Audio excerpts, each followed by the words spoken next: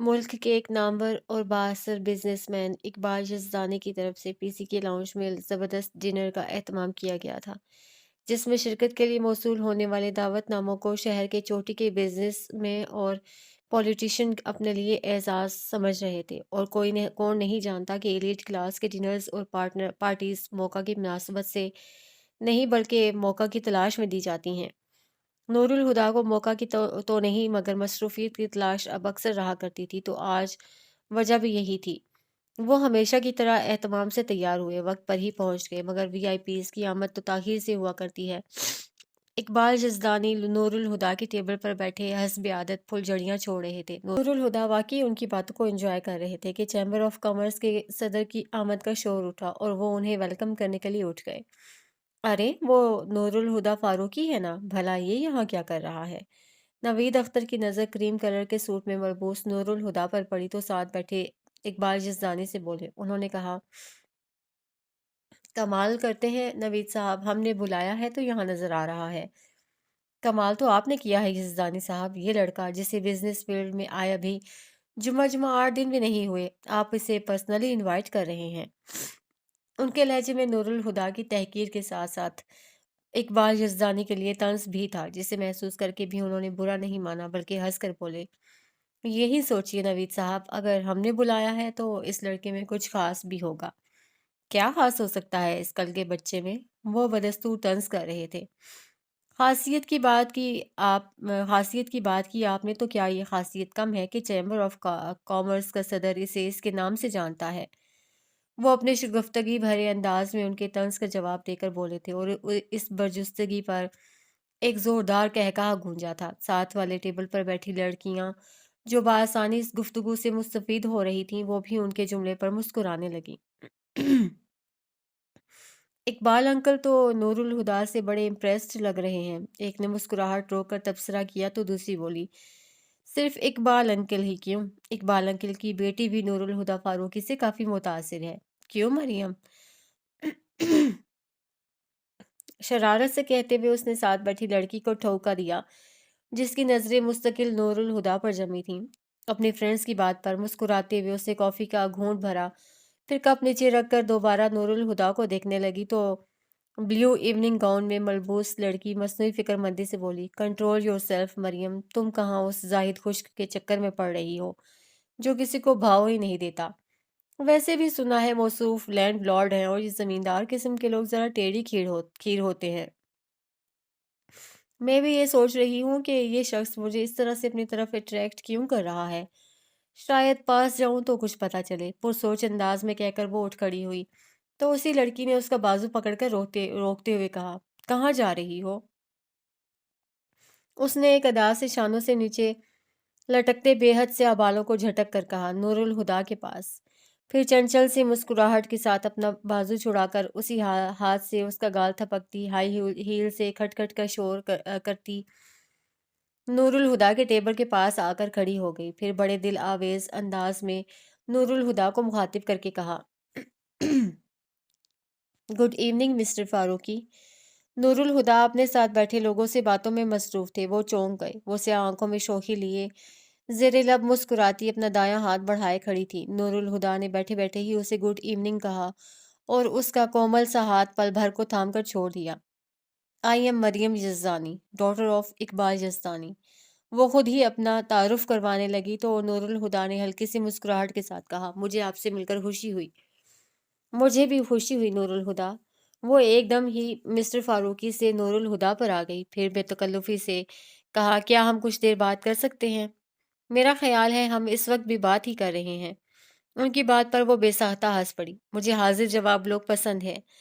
نور الہدا نے اس کے dominating style کو محسوس تو کیا، مگر وہ ان کے میزبان کی بیٹی تھی، یعنی لحاظ سے خود بھی میزبان تھی اور نور الہدا اس وقت اس کے مہمان۔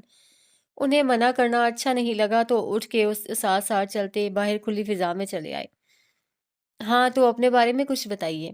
چلتے ہوئے وہ ان کے سامنے آ کر کھڑی ہوئی اور اس طرح جیسے ان پر اپنی موجودگی کو جتا رہی ہو، جو اس کے ساتھ چلتے ہوئے بھی اس سے بے نیاز لگ رہے تھے۔ نور الہدا اسے دیکھ کر مسکرائے، نام تو آپ جانتی ہی ہیں، اور کیا بتاؤں؟ نام سے زیادہ کچھ نہیں جانتی، اس لیے جو دل کرتا ہے بتا دیجیے۔ نام سے زیادہ جان کر آپ کیا کریں گی؟ وہ گریزاں ہوئے۔ جان پہچان بڑھاؤں گی۔ مریم کی بات پر نور الہدا نے اس کی طرف دیکھا اور اندازہ لگانے کی کوشش کی۔ اس نے بے ساختگی میں یہ بات کہی ہے یا وہ بے باکی کی حد تک صاف گو ہے اور وہ ان کی سوچوں سے بے نیاز کہتی جا رہی تھی۔ اینی وے، آپ اپنے بارے میں نہیں بتانا چاہتے تو نہ صحیح، کم از کم میرے بارے میں تو کچھ پوچھ سکتے ہیں۔ بتائیے، اس کے اصرار پر نور الہدا نے کہا اور وہ بتانے لگی۔ تھوڑی سی ضدی ہوں، تھوڑی سی موڈی، اور ہاں، بزنس سے مجھے ذرا دلچسپی نہیں ہے، مگر پاپا کی خواہش پر میں نے بھی ہارورڈ یونیورسٹی سے MBA کیا ہے۔ وہ بولے جا رہی تھی اور نور الہدا کو اس کی بولڈنس اچھی تو لگی تھی، مگر وہ اس کا مقصد سمجھ کر اندر سے ہوشیار ہو گئے تھے۔ لندن کی آزاد فضاؤں میں رہتے ہوئے انہیں اس طرح کی تیزی تراری کا کئی بار سامنا ہو چکا تھا اور وہ اس طرح کی بولڈ لڑکیوں سے جان چھڑانے میں ماہر ہو چکے تھے۔ وہ کوئی فرشتہ صفت نہیں تھے، ہاں، مگر اتنا ضرور تھا کہ وہ اس طرح کی فضولیات سے ہمیشہ بچتے ہی رہے تھے۔ وجہ صرف یہ تھی کہ کوئی ان کے دل تک نہیں پہنچ پائی، اور جو پہنچی اس نے محبت کو ان کے لیے اس طرح عبادت بنا دی کہ نور الہدا اسے پانے کی خواہش بھی نہ کر سکے۔ آپ سے بات کر کے اچھا لگا، لیکن اب اجازت دیجیے، مجھے جانا ہوگا۔ نور الہدا نے اس سے جان چھڑانا چاہی، ادھر وہ سمجھ کر بھی حیران ہو کر بولی، ایکسکیوز می، آپ کو یہاں ڈنر پر بلایا گیا ہے اور آپ ڈنر کیے بغیر جانا چاہتے ہیں؟ مجبوری ہے، مجھے ایک بے حد ضروری کام سے جانا ہے۔ روانی سے جھوٹ بولتے ہوئے انہیں وہ لڑکی یاد آ گئی جس کے لیے انہوں نے جھوٹ بولنا سیکھا تھا، اور ان کے چہرے پر یاسیت ابھر آئی، جسے محسوس کر کے مریم نے رکنے پر اصرار تو نہیں کیا، مگر اگلی ملاقات طے کرنے سے خود کو روک نہیں پائی۔ 10 دن بعد نیو ایئر نائٹ ہے تو ہم نیو ایئر نائٹ میں مل رہے ہیں، ڈن؟ کہہ کر اس نے وعدہ لینے کے لیے اپنا دایاں ہاتھ ان کی طرف بڑھایا۔ نور الہدا نے اسے دیکھا، پھر اس کا ہاتھ تھام کر بولے، بائے۔ پھر فوراً ہی اس کا ہاتھ چھوڑ کر پلٹے اور اندر جا کر کسی کو اپنے جانے کی اطلاع دیے بغیر وہ پارکنگ کی طرف بڑھتے چلے گئے۔ مریم حیرت سے آنکھیں پھاڑے انہیں جاتے ہوئے دیکھ رہی تھی۔ اسے یقین ہی نہیں آیا کہ وہ اتنے آرام سے اس کی انسلٹ کر کے جا چکے ہیں۔ پھر ایک دم ہی اسے نور الہدا پر غصہ آیا اور پیر پٹک کر اندر چلی گئی۔ سرد اور تاریک رات اس ویرانے میں اتر چکی تھی۔ سیاہ رنگ آسمان پر نہ چاند چمک رہا تھا، نہ تارے ٹمٹما رہے تھے۔ پھر چاند تاروں کو دیکھنے کے لیے وہاں تھا بھی کون؟ خلقت سو چکی تھی اور جو جاگ رہا تھا وہ بند آنکھوں کے پیچھے جہان آباد کیے دنیا و مافیا سے بے خبر بیٹھا تھا کہ جیپ کے انجن کی آواز اس سناٹے میں غراہٹ کی طرح ابھری تھی۔ پھر لمحہ لمحہ قریب آتی آواز تیز ہوتی گئی، پھر یوں لگا جیسے پل بھر کو جیپ رکی ہو، مگر اس کا انجن اب بھی گھررا رہا تھا۔ دروازہ کھول کر کوئی اترا، پھر چند سیکنڈ بعد ہی دوڑتا ہوا واپس جیپ میں بیٹھ گیا۔ دروازہ بند ہونے کی آواز کے ساتھ جیپ ہوا کے ساتھ اڑتی دور نکل گئی، مگر سائیں کے استغراق میں کوئی فرق نہیں آیا۔ پھر ایک باریک سی آواز سنائی دی، اتنی باریک کہ اگر سناٹا اتنا دبیز نہ ہوتا تو شاید سنائی نہ دیتی۔ پل بھر کو وہ آواز معدوم ہو گئی، مگر کچھ سیکنڈ بعد دوبارہ سنائی دینے لگی اور پھر چپ ہو گئی۔ اس کے بعد دوبارہ ابھری اور مستقل آنے لگی۔ سائیں نے پٹ سے آنکھیں کھول کر دیکھا اور سر گھما کر ادھر ادھر دیکھنے لگا، لیکن اس اندھیرے میں بھلا کیا نظر آتا؟ آخر آواز کی سمت کا تعین کر کے وہ اٹھا اور ایک طرف کو چلنے لگا۔ اب آواز صاف اور واضح سنائی دے رہی تھی۔ وہ چلتا ہوا اس جگہ آ پہنچا جہاں خودرو جھاڑیوں کا ایک جھنڈ سا تھا۔ سائیں نے پٹ سے آنکھیں کھول کر دیکھا اور سر گھما کر ادھر ادھر دیکھنے لگا، لیکن اس اندھیرے میں بھلا کیا نظر آتا؟ آخر آواز کی سمت کا تعین کر کے وہ اٹھا اور ایک طرف کو چلنے لگا۔ اب آواز صاف اور واضح سنائی دے رہی تھی۔ وہ چلتا ہوا اس جگہ آ پہنچا جہاں خودرو جھاڑیوں کا ایک جھنڈ سا تھا۔ اندھیرے میں آنکھیں پھاڑ پھاڑ کر دیکھتے ہوئے اس نے جھاڑیوں کے گرد چکر کاٹا، مگر آواز کا ماخذ دکھائی نہیں دیا، تو وہ جھاڑیوں سے آگے کی طرف چلنے لگا۔ کچھ قدم آگے جا کر لگا کہ اب آواز پیچھے سے آ رہی ہے۔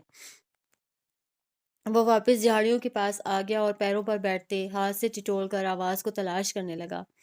زمین پر ہاتھ پھیر کر دیکھتے ہوئے اس نے یوں ہی جھاڑیوں کے اندر ہاتھ ڈالا تو ہاتھ میں کپڑا آ گیا۔ وہ حیران ہو کر کپڑے کو ٹٹولنے لگا، تبھی اس کا ہاتھ کسی نرم و ملائم چیز سے ٹکرایا تھا۔ وہ ٹھٹکا، پھر دوسرا ہاتھ بھی اندر جھاڑیوں میں ڈال کر منحنی سا شور مچاتی کپڑے میں لپٹی اس چیز کو احتیاط سے باہر نکال لیا۔ باہر نکال کر جو دیکھا تو اندھیرے میں نظر آتے اس کے خد و خال کو دیکھ کر وہ بری طرح چونک گیا۔ پھر جو گھبرا کر ٹٹولا تو اندازے کی تصدیق بھی ہو گئی، وہ ایک بچہ تھا، کسی کتے بلی کا نہیں، انسان کا بچہ۔ انسان جو اشرف المخلوقات ہے، اور تمام مخلوقات میں بس اسے ہی یہ شرف حاصل ہے کہ जिगर के टुकड़े को गोश्त के लोथड़े की तरह गिद्ध और चील कौवों की खुराक बनने के लिए वीरानों में फेंक आता है। वो हक्का बक्का उसे गोद में लिए बैठा था। सही और दिमाग माँ के 9 माह पेट में रखकर जन्म देने के बाद उसे मरने के लिए कांटों के मकबरे में ला पटका था। मगर इस पागल में इतनी हिम्मत नहीं थी कि इस कोमल वजूद को खुरदरी जमीन पर लिटा दे। उसे सीने से चिमटाए वो अपने ठिकाने पर लौट आया।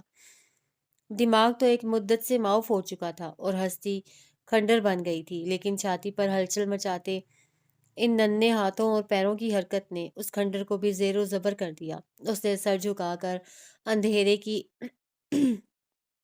नकाब ओढ़े इस मासूम चेहरे को देखा, जिसका रोना अब उसे बेचैन कर रहा था। ये इतना क्यों रो रहा है?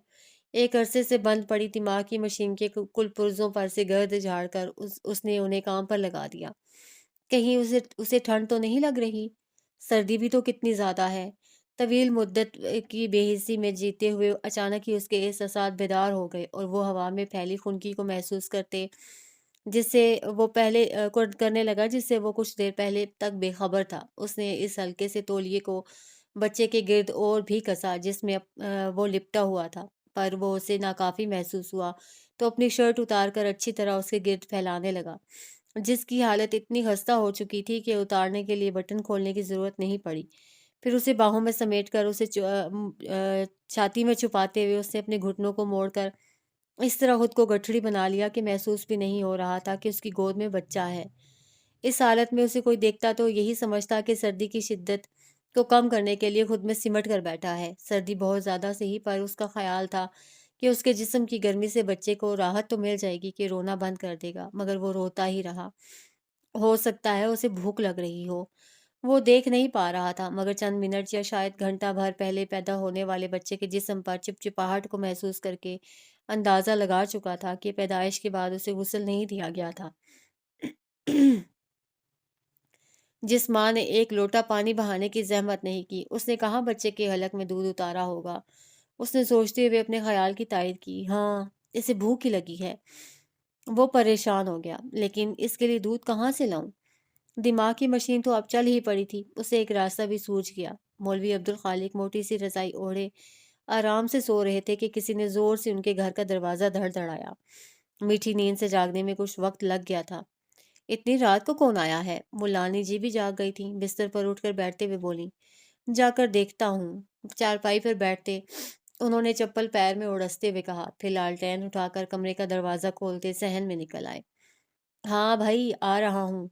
उन्होंने ऊंची आवाज़ में बोलकर तवातुर से दरवाज़ा पीटने वाले को अपनी आमद की इत्तला दी, जिसका कोई नोटिस नहीं लिया गया, और दरवाज़ा इस वक्त तक बजता रहा जब तक कि उन्होंने खोल नहीं दिया। ओह, तू है? लालटेन की रोशनी में आने वाले का चेहरा देखकर वो हैरत से बोले, फिर उसका बाजू पकड़कर उसे अंदर करते हुए बोले, चल अंदर आ जा। वो दरवाजे के कुंडे में जंजीर अटकाकर पलटे तो वो उनके पीछे खड़ा था। ओ झलिया, इधर क्यों खड़ा है? कमरे में आ जा, बड़ी ठंड है। फिर उसे साथ लिए कमरे में चले आए, जिसका ऊपरी धड़ बरहना था और एक पोटली सी उसने बाजुओं में छुपा रखी थी। कमरे में आकर उसने अपने बाजू ढीले किए तो बच्चे की झलक देखकर चारपाई के सराहने अपना दुपट्टा उठाकर ओढ़ती मुल्लानी जी के हाथ रुक गए। ये किसका बच्चा उठा लाया है? इंसान का, उसने मतानत से इत्तला दी। पर तुझे कहाँ से मिल गया? मौलवी साहब की हालत भी मुल्लानी जी से मुख्तलिफ नहीं थी। झाड़ियों में से। सुबहान अल्लाह। मौलवी साहब ऐसे लहजे में बोले जैसे यकीन ना आया हो। इससे भूख लगी है। वो उनकी कैफियतों की परवाह किए बगैर बच्चे की तरफ इशारा करके बोला, जो भूख से इस कदर निढाल हो चुका था कि अब रो भी नहीं पा रहा था। मौलवी साहब अब भी परेशान थे, मगर बच्चे की भूख का एहसास करके बोले, हाजरा उठ दूध लेकर आ। पर मौलवी साहब, इससे ये तो पूछ ले कि ये किसका बच्चा उठा लाया है। वो भी पता चल जाएगा, तू दूध तो ले आ। पर वो उठी नहीं। उनकी नज़र बच्चे पर जमी थी, जिसे गोद में लिए साईं चारपाई पर बैठ गया था। इसका तो अभी गुस्ल भी नहीं हुआ। मुलानी जी की बात पर मौलवी अब्दुल खालिक का ध्यान बच्चे की हालत पर गया और वो मामले की तह तक पहुंच गए। फिर जब वो बोले तो उनके लहजे में कुछ देर पहले वाला हिजान नहीं था। फिर पहले इसके गुस्ल का इंतजाम कर, फिर इसकी भूख का बंदोबस्त करते हैं। अपनी बात कहकर वो कमरे से बाहर निकल आए और बावर्ची खाने से भिगोना उठाकर सहल में लगे हैंड पंप के नीचे रखा और हैंड पंप चलाकर देगचा पानी से भरने के बाद उठाकर बावर्ची खाने में चले आए, जहां मुल्लानी जी مٹی کے چولہے میں آگ جلا چکی تھیں۔ بھگونا چولہے پر رکھ کر وہ پھر صحن میں آ گئے اور بالٹی میں ہینڈ پمپ سے پانی بھرنے لگے۔ بالٹی بھر گئی تو انہوں نے ہینڈ پمپ چلانا بند کر دیا اور باورچی خانے میں آ کر بیٹھ گئی۔ پھر چولہے پر رکھا پانی گرم ہو چکا تو کپڑے سے پکڑ کر بھگونا اٹھایا۔ وہ صحن میں آ گئے اور دیگچے کا گرم پانی بالٹی کے ٹھنڈے پانی سے ملا کے نیم گرم پانی تیار کرنے لگے۔ ادھر ملانی جی چولہا بند کر کے بجھا کر کمرے میں آ گئیں۔ لا بچے کو نہلا دوں۔ وہ بچے کی طرف ہاتھ بڑھا کر بولی۔ سائی نے انہیں دیکھا، پھر بچہ انہیں دینے کی بجائے گود میں لیے باہر آ گیا۔ ہینڈ پمپ کے پاس ہی کپڑے اور برتن دھونے کے لیے جگہ مخصوص تھی، وہاں رکھی چوکی پر آ بیٹھا اور بچے کو ران پر لٹا کر رگڑ رگڑ کر ٹھنڈے پانی سے ہاتھ دھونے لگا۔ ملانی جی سمجھ گئیں وہ بچہ انہیں نہیں دے گا، اس لیے انہوں نے دوبارہ اس سے بچہ نہیں مانگا اور چوکی اٹھا کر اس کے پاس آ بیٹھیں، جو اب بچے کے گرد لپٹے کپڑے ہٹا رہا تھا۔ پھر اس نے دونوں پاؤں جوڑ کر بچے کو پیروں پر بٹھا لیا۔ ملانی جی بالٹی میں سے پانی کے مگ بھر بھر کر بچے پر انڈیلنے لگیں اور وہ ایک ہاتھ سے بچے کو دوسرے ہاتھ سے اس کے جسم کو نرمی سے صاف کرنے لگا۔ بچہ ٹھنڈ اور پانی سے پریشان ہو کر رونے لگا۔ وہ دونوں پورے اطمینان سے اسے غسل دیتے رہے۔ جب وہ پاک ہو چکا تو مولوی صاحب نے ایک تولیہ سائیں کے ہاتھوں میں پکڑایا، جس میں بچے کو لپیٹ کر وہ کمرے میں آ گیا۔ ملانی جی اور مولوی صاحب کمرے میں آئے تو وہ بچے کو تولیے سمیت چارپائی پر لٹائے اس کے جسم کو خشک کر رہا تھا۔ اب اس کے لیے کپڑے کہاں سے لاؤں؟ ملانی جی بولی تو مولوی عبدالخالق نے کہا، سورج تو نکلنے دے، اس کا انتظام بھی ہو جائے گا۔ پھر ایسا کرتی ہوں، گرم چادر نکال لیتی ہوں، ابھی اس میں لپیٹ لیتے ہیں۔ بولتی ہوئی وہ صندوق سے گرم چادر نکالنے لگیں۔ پھر جب بچے کو گرم چادر میں لپیٹ چکے تو مولوی صاحب سائیں سے بولے، لا بچہ مجھے دے دے۔ اس نے کچھ کہا تو نہیں مگر بچے کو سینے میں بھینچ لیا۔ مولوی عبدالخالق متبسم لہجے میں بولے، اس کے کان میں اذان دینی ہے یا پھر تو اذان دے دے۔ اس نے ان کی بات سنی اور پھر سے بچہ انہیں دے دیا۔ ملانی جی دودھ گرم کرنے چلی گئیں اور مولوی صاحب بچے کے کان میں ذات کی کبریائی بیان کرتے ہوئے اذان کے الفاظ اس کی سماعتوں میں انڈیلنے لگے۔ اذان کی ادائیگی کے بعد انہوں نے بچہ اس کی گود میں ڈالا تو اس کی بے چینی کو محسوس کر کے مسکرانے لگے۔ ملانی جی دودھ گرم کر لائی تھیں۔ انہوں نے بچے کو دودھ پلانے کی پیشکش کی، بلکہ چھوٹے ٹیبل پر دودھ کا پیالہ اس کے سامنے رکھا تو بچے کو چمچے سے دودھ پلانا مشکل لگ رہا تھا۔ وہ اور بھی رونے لگا۔ آخر کئی بار کی ناکام کوششوں کے بعد بچے کے حلق میں دودھ کے چند قطرے چلے ہی گئے۔ پتہ نہیں پھر اس کا پیٹ بھرا کہ نہیں، مگر زیادہ دودھ گرا کر اور تھوڑا سا پی کر وہ کچھ دیر بعد سو گیا تھا۔ وہ سوئے ہوئے بچے کو گود میں لے کر بیٹھا رہا۔ پھر جب لگا کہ وہ گہری نیند میں چلا گیا ہے تو بہت آہستگی سے اسے بستر پر لٹا کر اٹھ گیا۔ شرٹ وہ پہلے ہی پہن چکا تھا۔ پھر کوئی کسی طرف دیکھے بغیر چلتا ہوا گھر سے چلا گیا۔ مولوی صاحب دروازہ بند کر کے آئے تو ملانی جی بستر پر بچے کے پاس بیٹھی دھیرے دھیرے اسے تھپک رہی تھیں۔ مولوی صاحب دوسری طرف سے چارپائی پر بیٹھ کر بچے کو دیکھنے لگے جو بڑے معصوم انداز میں سو رہا تھا۔ میں تو پریشان ہو گئی ہوں مولوی صاحب، پتہ نہیں کس کا بچہ ہے اور اسے کہاں سے مل گیا۔ بتا تو رہا ہے کہ جھاڑیوں سے ملا ہے۔ وہ چپل اتار کر پاؤں اوپر اٹھا کر آرام سے بیٹھے اور رضائی اپنے اوپر پھیلاتے ہوئے لاپرواہی سے بولے۔ ملانی جی کو ان کا انداز ذرا نہ بھایا۔ جھاڑیوں سے ملا ہے، انہوں نے منہ بنایا۔ بھلا بچے جھاڑیوں میں اگا کرتے ہیں؟ ایسا ہوتا نا مولوی صاحب تو دنیا میں کوئی بھی بے اولاد نہ رہتا۔ میں آپ جھاڑیوں سے 2-4 بچے اٹھا لاتی۔ اس پاگل نے ایک بات کیا کہہ دی، آپ تو ایمان لے آئے۔ تم اب بھی اسے پاگل کہہ رہی ہو؟ ان کا اشارہ کچھ دیر پہلے اس کے رویے کی طرف تھا۔ ملانی جی بھی ایک پل کو خاموش ہو گئیں، پھر عاجزی سے بولی، میں تو وہی کہہ رہی ہوں جو نظر آتا ہے، پھر اس کی بات پر واقعی دل نہیں ٹھہرتا۔ کوئی بھلا کیوں اپنا بچہ جھاڑیوں میں پھینکے گا؟ چلیں لڑکی ہوتی تب بھی مان لیتے کہ 1400 سال پہلے کی جہالت ابھی بھی ختم نہیں ہوئی، مگر یہ تو لڑکا ہے۔ تو بہت بھولی ہے ہاجرہ، اور میں کوئی برا قیاس نہیں کرنا چاہتا، پر اتنا سمجھ لے، جس عورت نے بچہ گود سے نکال پھینکا وہ اس پر دعویٰ نہیں کرے گی، کر سکتی ہی نہیں، اور جو دعویٰ کرتی ہو وہ اپنا بچہ خود سے جدا نہیں کرے گی۔ اب اور کیا کہوں؟ تو یہ بات ذہن سے نکال دے کہ اس کی ماں دکھ میں ہوگی، اس نے کسی سکھ کی خاطر ہی اپنی اولاد کو خود سے دور کیا ہوگا، اور بس اب اس بارے میں کوئی بات نہ کرنا کہ بات سچ ہوئی تو غیبت ہے، جھوٹ ہوئی تو بہتان، اور گناہ دونوں صورتوں میں ہے۔ خود کو سمجھا لے کہ اس کا رزق اس گھر میں لکھا تھا اور یہ اپنا حصہ لینے آیا ہے۔ اللہ کے کام حکمت سے خالی نہیں ہوتے۔ اسے یہاں بھیجا ہے تو اس میں بھی کوئی مصلحت پوشیدہ ہوگی، اس کے کھیل وہی جانے۔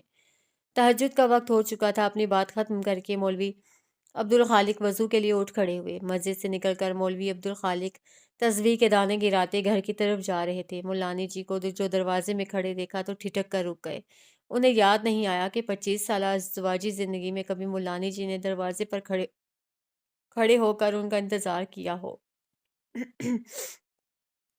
حیران ہوتے وہ ان کے پاس چلے آئے اور ان کے الجھن بھرے چہرے پر نظر ڈال کر پوچھا، کیا بات ہے؟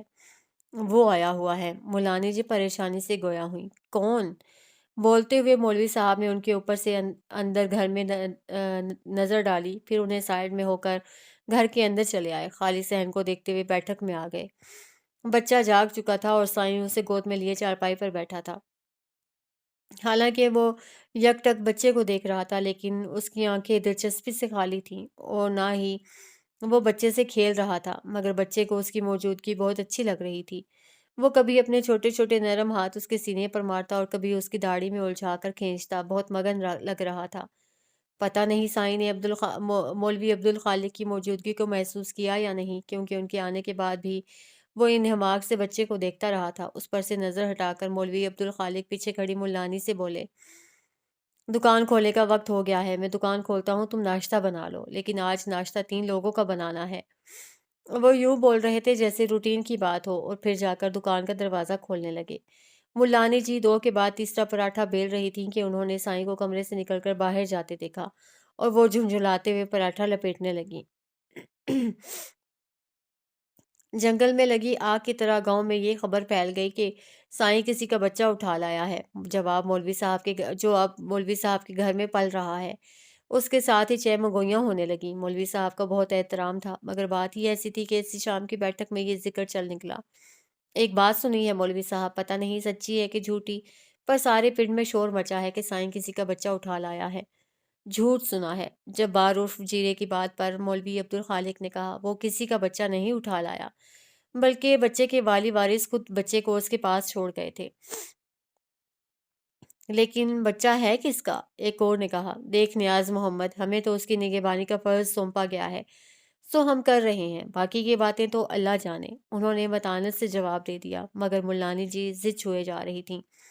عقل کی بات کر زینب، جس نے رات کے اندھیرے میں بچہ ویرانے میں پھینک دیا، کوئی کہاں سے اس کا پتہ ڈھونڈے؟ ان کی بات پر زینب بولی، یہ بھی ہے، پر کچھ دن انتظار کر کے دیکھ لے، شاید کوئی اسے لینے آ جائے۔ زینب تو واقعی کم عقل ہے، ایک دوسری عورت بولی، اگر لینے ہی آنا تھا تو کوئی چھوڑ کے کیوں جاتا؟ لیکن ملانی جی، معاملہ تو مشکوک ہے، کوئی کیوں اپنا بچہ پھینکے گا، وہ بھی اتنے سونے منڈے کو؟ میرے گھر والے نے منڈے کے چکر میں 3 بیاہ کر لیے، اب کہتا ہے چوتھا کرے گا، بھلا کوئی وارث کو بھی پھینکتا ہے؟ اب کیا کہوں سیدہ، بات تو میری عقل میں بھی نہیں آتی، پر مولوی صاحب کہتے ہیں برا قیاس نہ کرو۔ ملانی جی نے کہہ کر اس ٹاپک کو ختم کر دیا۔ صحن میں چارپائی بچھا کر بیٹھی عورتیں دھوپ سینکتے ہوئے اپنے اندازے لگاتی رہیں، جبکہ وہ جس کی ذات زیر بحث بنی ہوئی تھی، سائیں کی گود میں لیٹا مزے سے انگوٹھا چوس رہا تھا۔ دھوپ اتر گئی تھی اور مولوی عبدالخالق کا گھر کا آنگن بچوں سے بھر گیا تھا۔ برابر برابر 2 دریاں بچھی تھیں، ایک دری پر بیٹھے بچے ہاتھوں میں سپارے لیے لہک لہک کر قرآن پڑھ رہے تھے، اور دوسری دری پر وہ بچے بیٹھے تھے جو قرآن کا سبق لے کر یاد کر چکے تھے اور اب اپنے اسکول کی کتابیں کاپیاں لے کر بیٹھے ہوم ورک کر رہے تھے۔ سائیں نے آج پہلی بار زندگی میں مولوی صاحب کے گھر کا رخ کیا تھا، حالانکہ کچھ دنوں سے وہ برابر ان کے گھر کے چکر لگا رہا تھا۔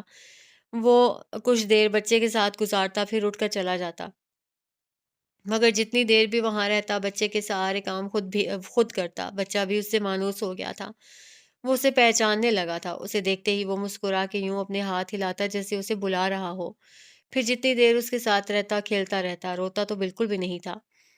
سائیں دروازے پر آ کر رک گیا تو بچے تجسس سے اسے دیکھتے ہوئے آپس میں خسر پھسر کرنے لگے۔ ایک کو حساب کا سوال سمجھاتے ہوئے مولوی عبدالخالق نے دروازے کی طرف بچوں کی دلچسپی محسوس کر کے سر اٹھا کر دیکھا، پھر سائیں پر نظر پڑتے ہی بشاشت سے بولے، اور جھلیا، باہر کیوں کھڑا ہے؟ اب تو اس چوکھٹ پر تیرے نام کے تعویذ گڑے ہیں، سیدھا اندر چلا آ۔ وہ چلتا ہوا اندر آیا اور مولوی عبدالخالق کے ساتھ دری پر بیٹھ گیا۔ اسے چپ دیکھ کر مولوی عبدالخالق نے کہا، کاکے سے ملنے آیا ہے؟ اس نے دھیرے سے نفی میں سر ہلایا، پھر کہا، مجھے بھوک لگی ہے۔ سبحان اللہ! مولوی صاحب نے بے ساختہ کہا، پھر آوازیں دینے لگے، ہاجرہ، او ہاجرہ! کھانا لے کر آؤ بھئی، لیکن ایک منٹ۔ انہیں کچھ خیال آیا تو بول کر معنی خیز نظروں سے اسے دیکھنے لگے۔ کھانا تو ضرور ملے گا، پہلے میں ایک کام کرنا ہوگا۔ اس نے سوالیہ نظروں سے انہیں دیکھا۔ مولوی عبدالخالق اس کے استفسار کو سمجھ گئے تھے، لیکن اسے کچھ بتانے کی بجائے وہ اشارے سے ایک بچے کو اپنے پاس بلانے لگے، ادھر آ۔ بچہ پاس آ گیا تو بولے، جا کر جبار سے کہہ کر اپنا تام جھام اٹھا کر لے کر چلا آئے۔ جبار کون؟ جیرا نائی؟ بچے نے معصومیت سے پوچھتے ہوئے تصدیق چاہی تو مولوی صاحب ماتھا پیٹ کر بولے، تم لوگ نام بگاڑنے سے باز نہ آنا۔ ہاں بھائی، جا کر جیرے نائی سے کہو میں نے بلایا ہے۔ اور بچہ ان کے کلسنے پر محظوظ ہوتا باہر بھاگ گیا۔ اسے بھیج کر مولوی عبدالخالق سائیں کی موجودگی کو فراموش کرتے ہوئے بچوں کو پڑھانے لگے۔ سلام مولوی صاحب۔ جبار نے دروازے پر ہی سلام جھاڑا۔ مولوی صاحب اس کے سلام کا جواب دیتے اٹھ کھڑے ہوئے۔ اپنا سامان ساتھ لائے ہو؟ جی مولوی صاحب، سب اٹھا لایا۔ اس نے اپنے کندھے سے لٹکے لکڑی کے صندوق کو تھپکا، پر آپ کے بال تو جمعے کو ہی تراشے تھے اور خط بھی بنایا تھا، پھر کیسے بلانا ہوا؟ اس کی بات پر مسکرا کر مولوی صاحب نے سائیں کی طرف اشارہ کر کے کہا، تیری ضرورت مجھے نہیں، اسے ہے۔ پھر اس کے پاس آ کر بولے، چل اٹھ، بہت پھر لیا اس طرح، اب تجھے انسان کا بچہ بناتے ہیں۔ اس کے بعد اندر سے میز اور کرسی منگوا کر اسے کرسی پر بٹھا دیا۔ جبار پھرتی سے اپنا سامان نکال کر میز پر رکھتا جا رہا تھا۔ سائیں کے جی میں جانے کیا آئی کہ وہ آئینہ اٹھا کر اس میں اپنا چہرہ دیکھنے لگا۔ وہ چہرہ جسے مدت سے دھویا نہیں گیا تھا، بڑے بالوں اور اتنا تراشیدہ داڑھی میں چھپا ہوا تھا، اسے جیسے خود بھی اپنی پراگندہ حالی پر یقین نہیں آیا۔ داڑھی کے چپچپاتے بالوں پر ہاتھ پھیرتے ہوئے اس نے اپنے اصل روپ کو یاد کرنا چاہا، پر حیرت کی بات تھی کہ اسے اپنی صورت یاد نہیں آئی، اور آتی بھی کیسے؟ آئینے میں نظر آتا چہرہ اس قدر اجنبی تھا کہ اس میں سے پرانے نقوش ڈھونڈ پانا مشکل ہوتا۔ جبار نے اس کے کندھوں پر تولیہ ڈال کر سر کے بال تراشنا شروع کیے۔ اس نے مدت سے سر نہیں دھویا تھا اور نہ بالوں میں تیل لگایا تھا، سو اب ان کی حالت جھاڑ جھنکار جیسی ہو رہی تھی، جسے کاٹنا آسان کام نہیں تھا، پر جبار اپنے کام کا کاریگر تھا۔ دقت تو ہوئی، پر اس نے بالوں کو تراش خراش کی حد تک صحیح حالت دے دی تھی۔ پھر اس نے اس کے داڑھی کے بالوں کو معقول حد تک چھوٹا کر دیا۔ جبار اپنی طرف سے کام ختم کر کے سیدھا ہوا تو اس نے ہاتھ بڑھا کر آئینہ اٹھا لیا۔ چہرہ اب بھی انجان لگ رہا تھا۔ بنا کچھ سوچے اس نے شیونگ کے لیے جھاگ بنا کر ہاتھ سے چہرے پر پھیلایا، پھر استرا لے کر شیو کرنے لگا۔ اب اس کے چہرے کو بلیڈ کی رگڑ کی عادت نہیں رہی تھی۔ اس نے ایک ہاتھ مارا ہی تھا کہ چہرے پر کٹ پڑ گیا، مگر اس نے شیونگ روک کر خون صاف کرنے کی زحمت نہیں کی۔ اس کی حرکات و سکنات خوابیدہ سی تھیں، جیسے وہ اپنی پرانی عادتوں کو یاد کر رہا ہو۔ وہ آرام سے شیو کرتا رہا، مگر اب اس کے انداز میں احتیاط تھی۔ داڑھی ہٹا کر اس نے تولیے سے جھاگ منہ پر سے صاف کرتے ہوئے آئینے میں دیکھا اور ماضی میں جھانکا۔ اب بھی اس کے چہرے میں کچھ اجنبی سا تھا۔ مونچھوں کو صاف کر کے اس نے پھر آئینہ دیکھا، اب کہ اسے چہرے سے شناسائی کا احساس ہو رہا تھا۔ اب کچھ بات بنی ہے۔ اپنی ٹھوڑی کو مسلتے ہوئے اس نے سوچا، یہ کپڑے لے اور جا کر نہا لے۔ ویسے میرا ناپ تجھے چھوٹا ہوگا، مگر جو چیتھڑے تو نے پہن رکھے ہیں ان سے بہرحال بہتر ہیں۔ ابھی انہی سے کام چلا لے، کل تیرے 2 جوڑوں کا کپڑا خرید کر درزی کو سلنے کے لیے دے دوں گا۔ مولوی صاحب ہاتھ میں اپنا ایک شلوار قمیض لیے اس سے کہہ رہے تھے۔ اس نے ان کے ہاتھ سے کپڑے لیے، پھر رسی سے تولیہ اٹھا کر غسل خانے میں چلا گیا۔ وہ اتنی دیر تک نہایا کہ مولوی صاحب مغرب کی نماز پڑھا کر آ گئے، مگر جب وہ گیلے بالوں کو تولیے سے رگڑتا غسل خانے سے برآمد ہوا تو دونوں میاں بیوی خوشگوار حیرت میں گھرے اسے دیکھتے رہ گئے۔ اس کے بال جو مٹیالے رنگ کے لگا کرتے تھے، ان کی سیاہ رنگت کئی بار صابن سے دھل کر نکھر آئی تھی۔ گہری سیاہ آنکھوں کی مقناطیسیت تو وہی تھی، لیکن اب ان میں وحشت دکھائی نہیں دے رہی تھی، ہاں مگر ویرانی جوں کی توں تھی۔ آنکھوں کے نیچے ہلکے واضح ہو رہے تھے، رنگ شاید یوں بھی قدرے سانولا رہا ہوگا، مگر اب جھلس کر گہرا ہو گیا تھا۔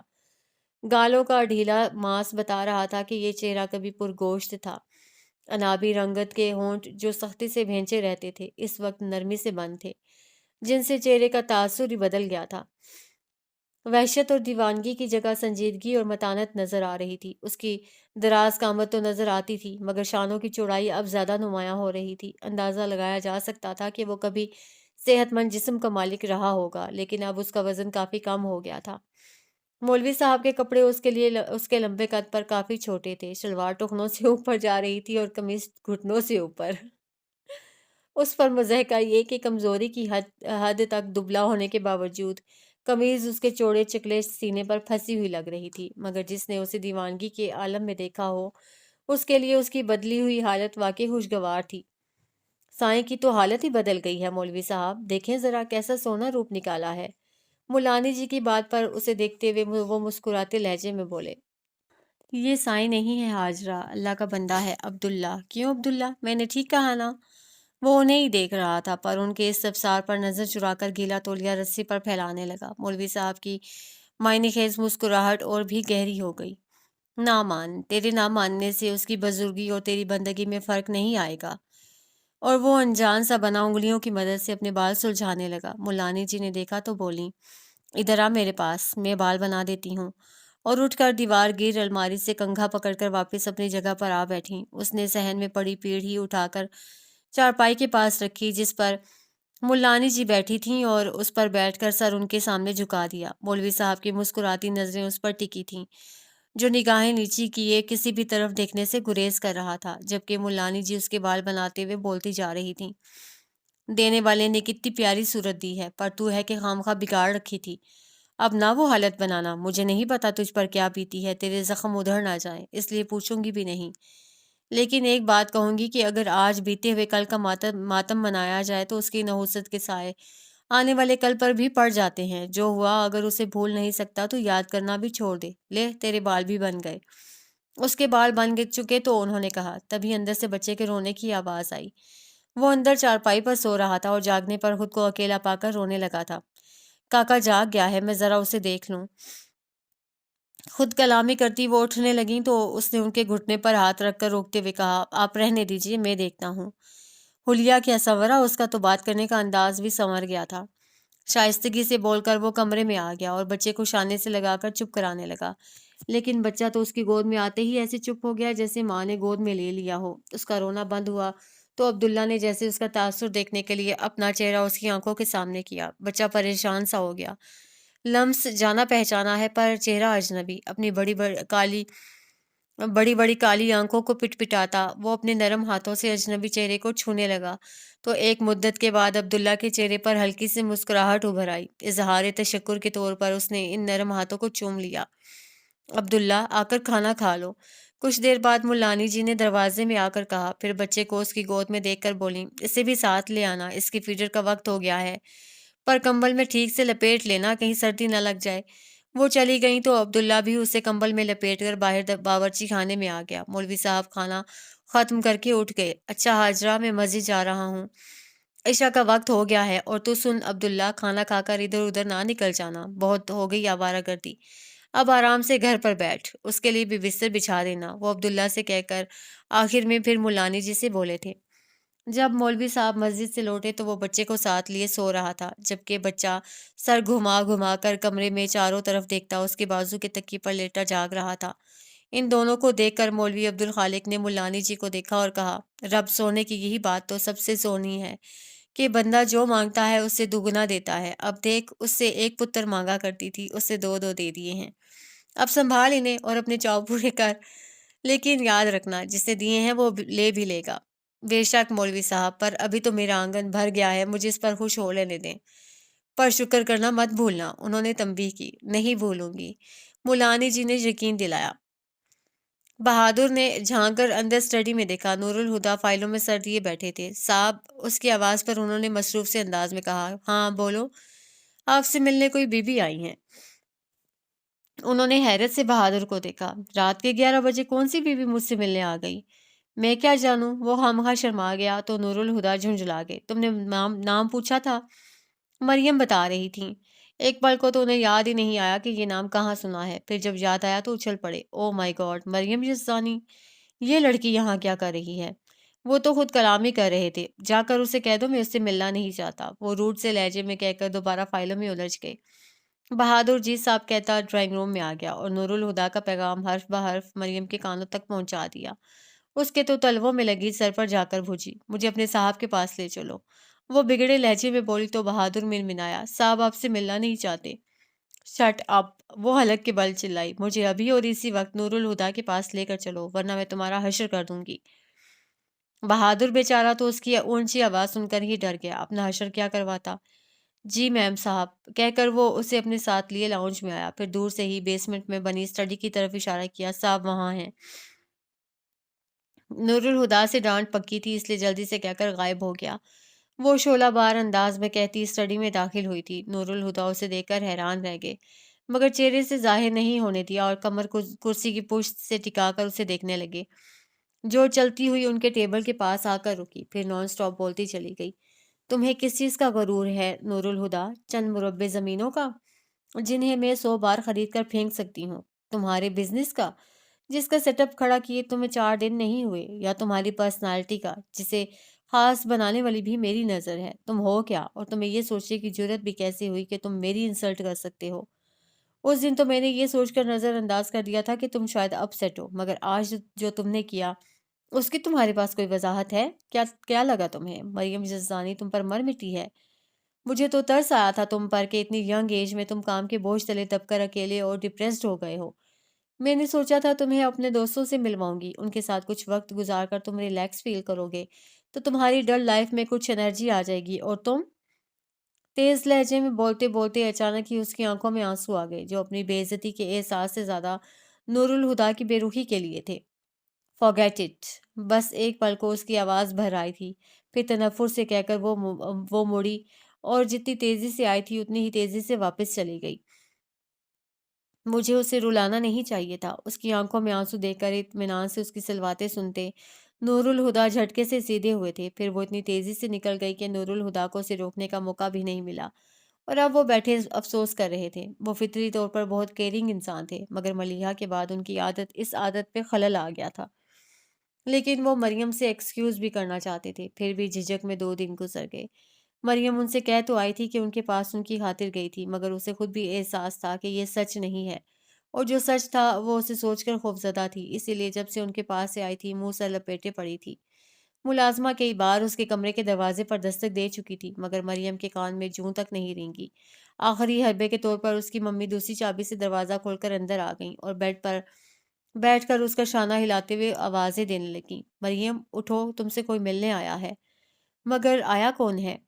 وہ بدستور چڑھتے ہوئے بولی، نام تو بتایا تھا اس نے، بڑا الگ سا ہے، کیا نام تھا؟ ان کی بڑبڑاہٹ پر مریم کو طیش آنے لگا، مگر ضبط کیے بیٹھی رہی، پھر انہیں بھی یاد آ گیا، ہاں نور الہدا نام ہے اس کا۔ واٹ؟ وہ اچھل ہی تو گئی، مما آئی ایم سو ہیپی، وہ ان سے لپٹ کر بولی، پھر ان کا گال چوم کر باہر بھاگ گئی۔ ڈرائنگ روم کے دروازے کے باہر اسے بریک لگ گئے تھے۔ نور الہدا کی روڈنس کو یاد کر کے اس کی ساری ہوشی کافور ہو گئی، مگر ان سے ملنا بھی چاہ رہی تھی۔ سنجیدہ سا چہرہ بنائے وہ ڈرائنگ روم میں داخل ہوئی تو نور الہدا اسے دیکھ کر اپنی جگہ سے کھڑے ہو گئے۔ تھینک گاڈ، ورنہ تو لگ رہا تھا تم ملنے کے لیے منع کر دو گی۔ میں تمہاری طرح بد اخلاق نہیں ہوں۔ اس کے منہ بنا کر کہنے پر نور الہدا بے ساختہ مسکرایا اور کہا، ہاں وہ واقعی بد اخلاقی تھی، اور اسی لیے میں تمہیں سوری کہنے آیا ہوں۔ اس کی صورت ایک دم سے روحانسی ہو گئی اور اس نے غصے سے منہ پھیر لیا۔ نور الہدا اسے دیکھ کر بولے، آئی ایم سوری۔ اس نے توجہ نہیں دی۔ اچھا بابا، یہ لو ہاتھ جوڑ کر سوری کہہ رہا ہوں۔ اسے مانتا نہ دیکھ کر انہوں نے اپنے ہاتھ جوڑے تو بالکل اچانک ہی انہیں وہ پل یاد آ گئے جب خفا سی ملیحہ ان کی ہار ماننے پر بھی نہیں مانی تھی، اور انہوں نے ہار کر اس کے آگے ہاتھ جوڑ دیے تھے۔ تم جو روٹ جاؤ گی تو میرے پاس کیا رہ جائے گا؟ اپنا کہا جملہ یاد کر کے ان کے اندر کا خالی پن سوا ہو گیا تھا۔ ان کے ہاتھ بے دم ہو کر گر گئے۔ مریم نے ان کی طرف دیکھا، پھر ان کے چہرے پر پھیلے بنجر پن کو دیکھ کر پریشان ہو گئی۔ کیا ہوا تمہیں؟ نور الہدا نے خالی آنکھوں سے اسے دیکھا تو وہ مسکرا دی۔ کم آن نور الہدا، میں مذاق کر رہی تھی۔ وہ آہستہ سے اٹھ کر دروازے کی طرف بڑھ گئے، مگر باہر نکل جانے کے بجائے وہ وہیں رک گئے۔ انہیں معلوم تھا اب آگے ان پر کیا بیتے گی۔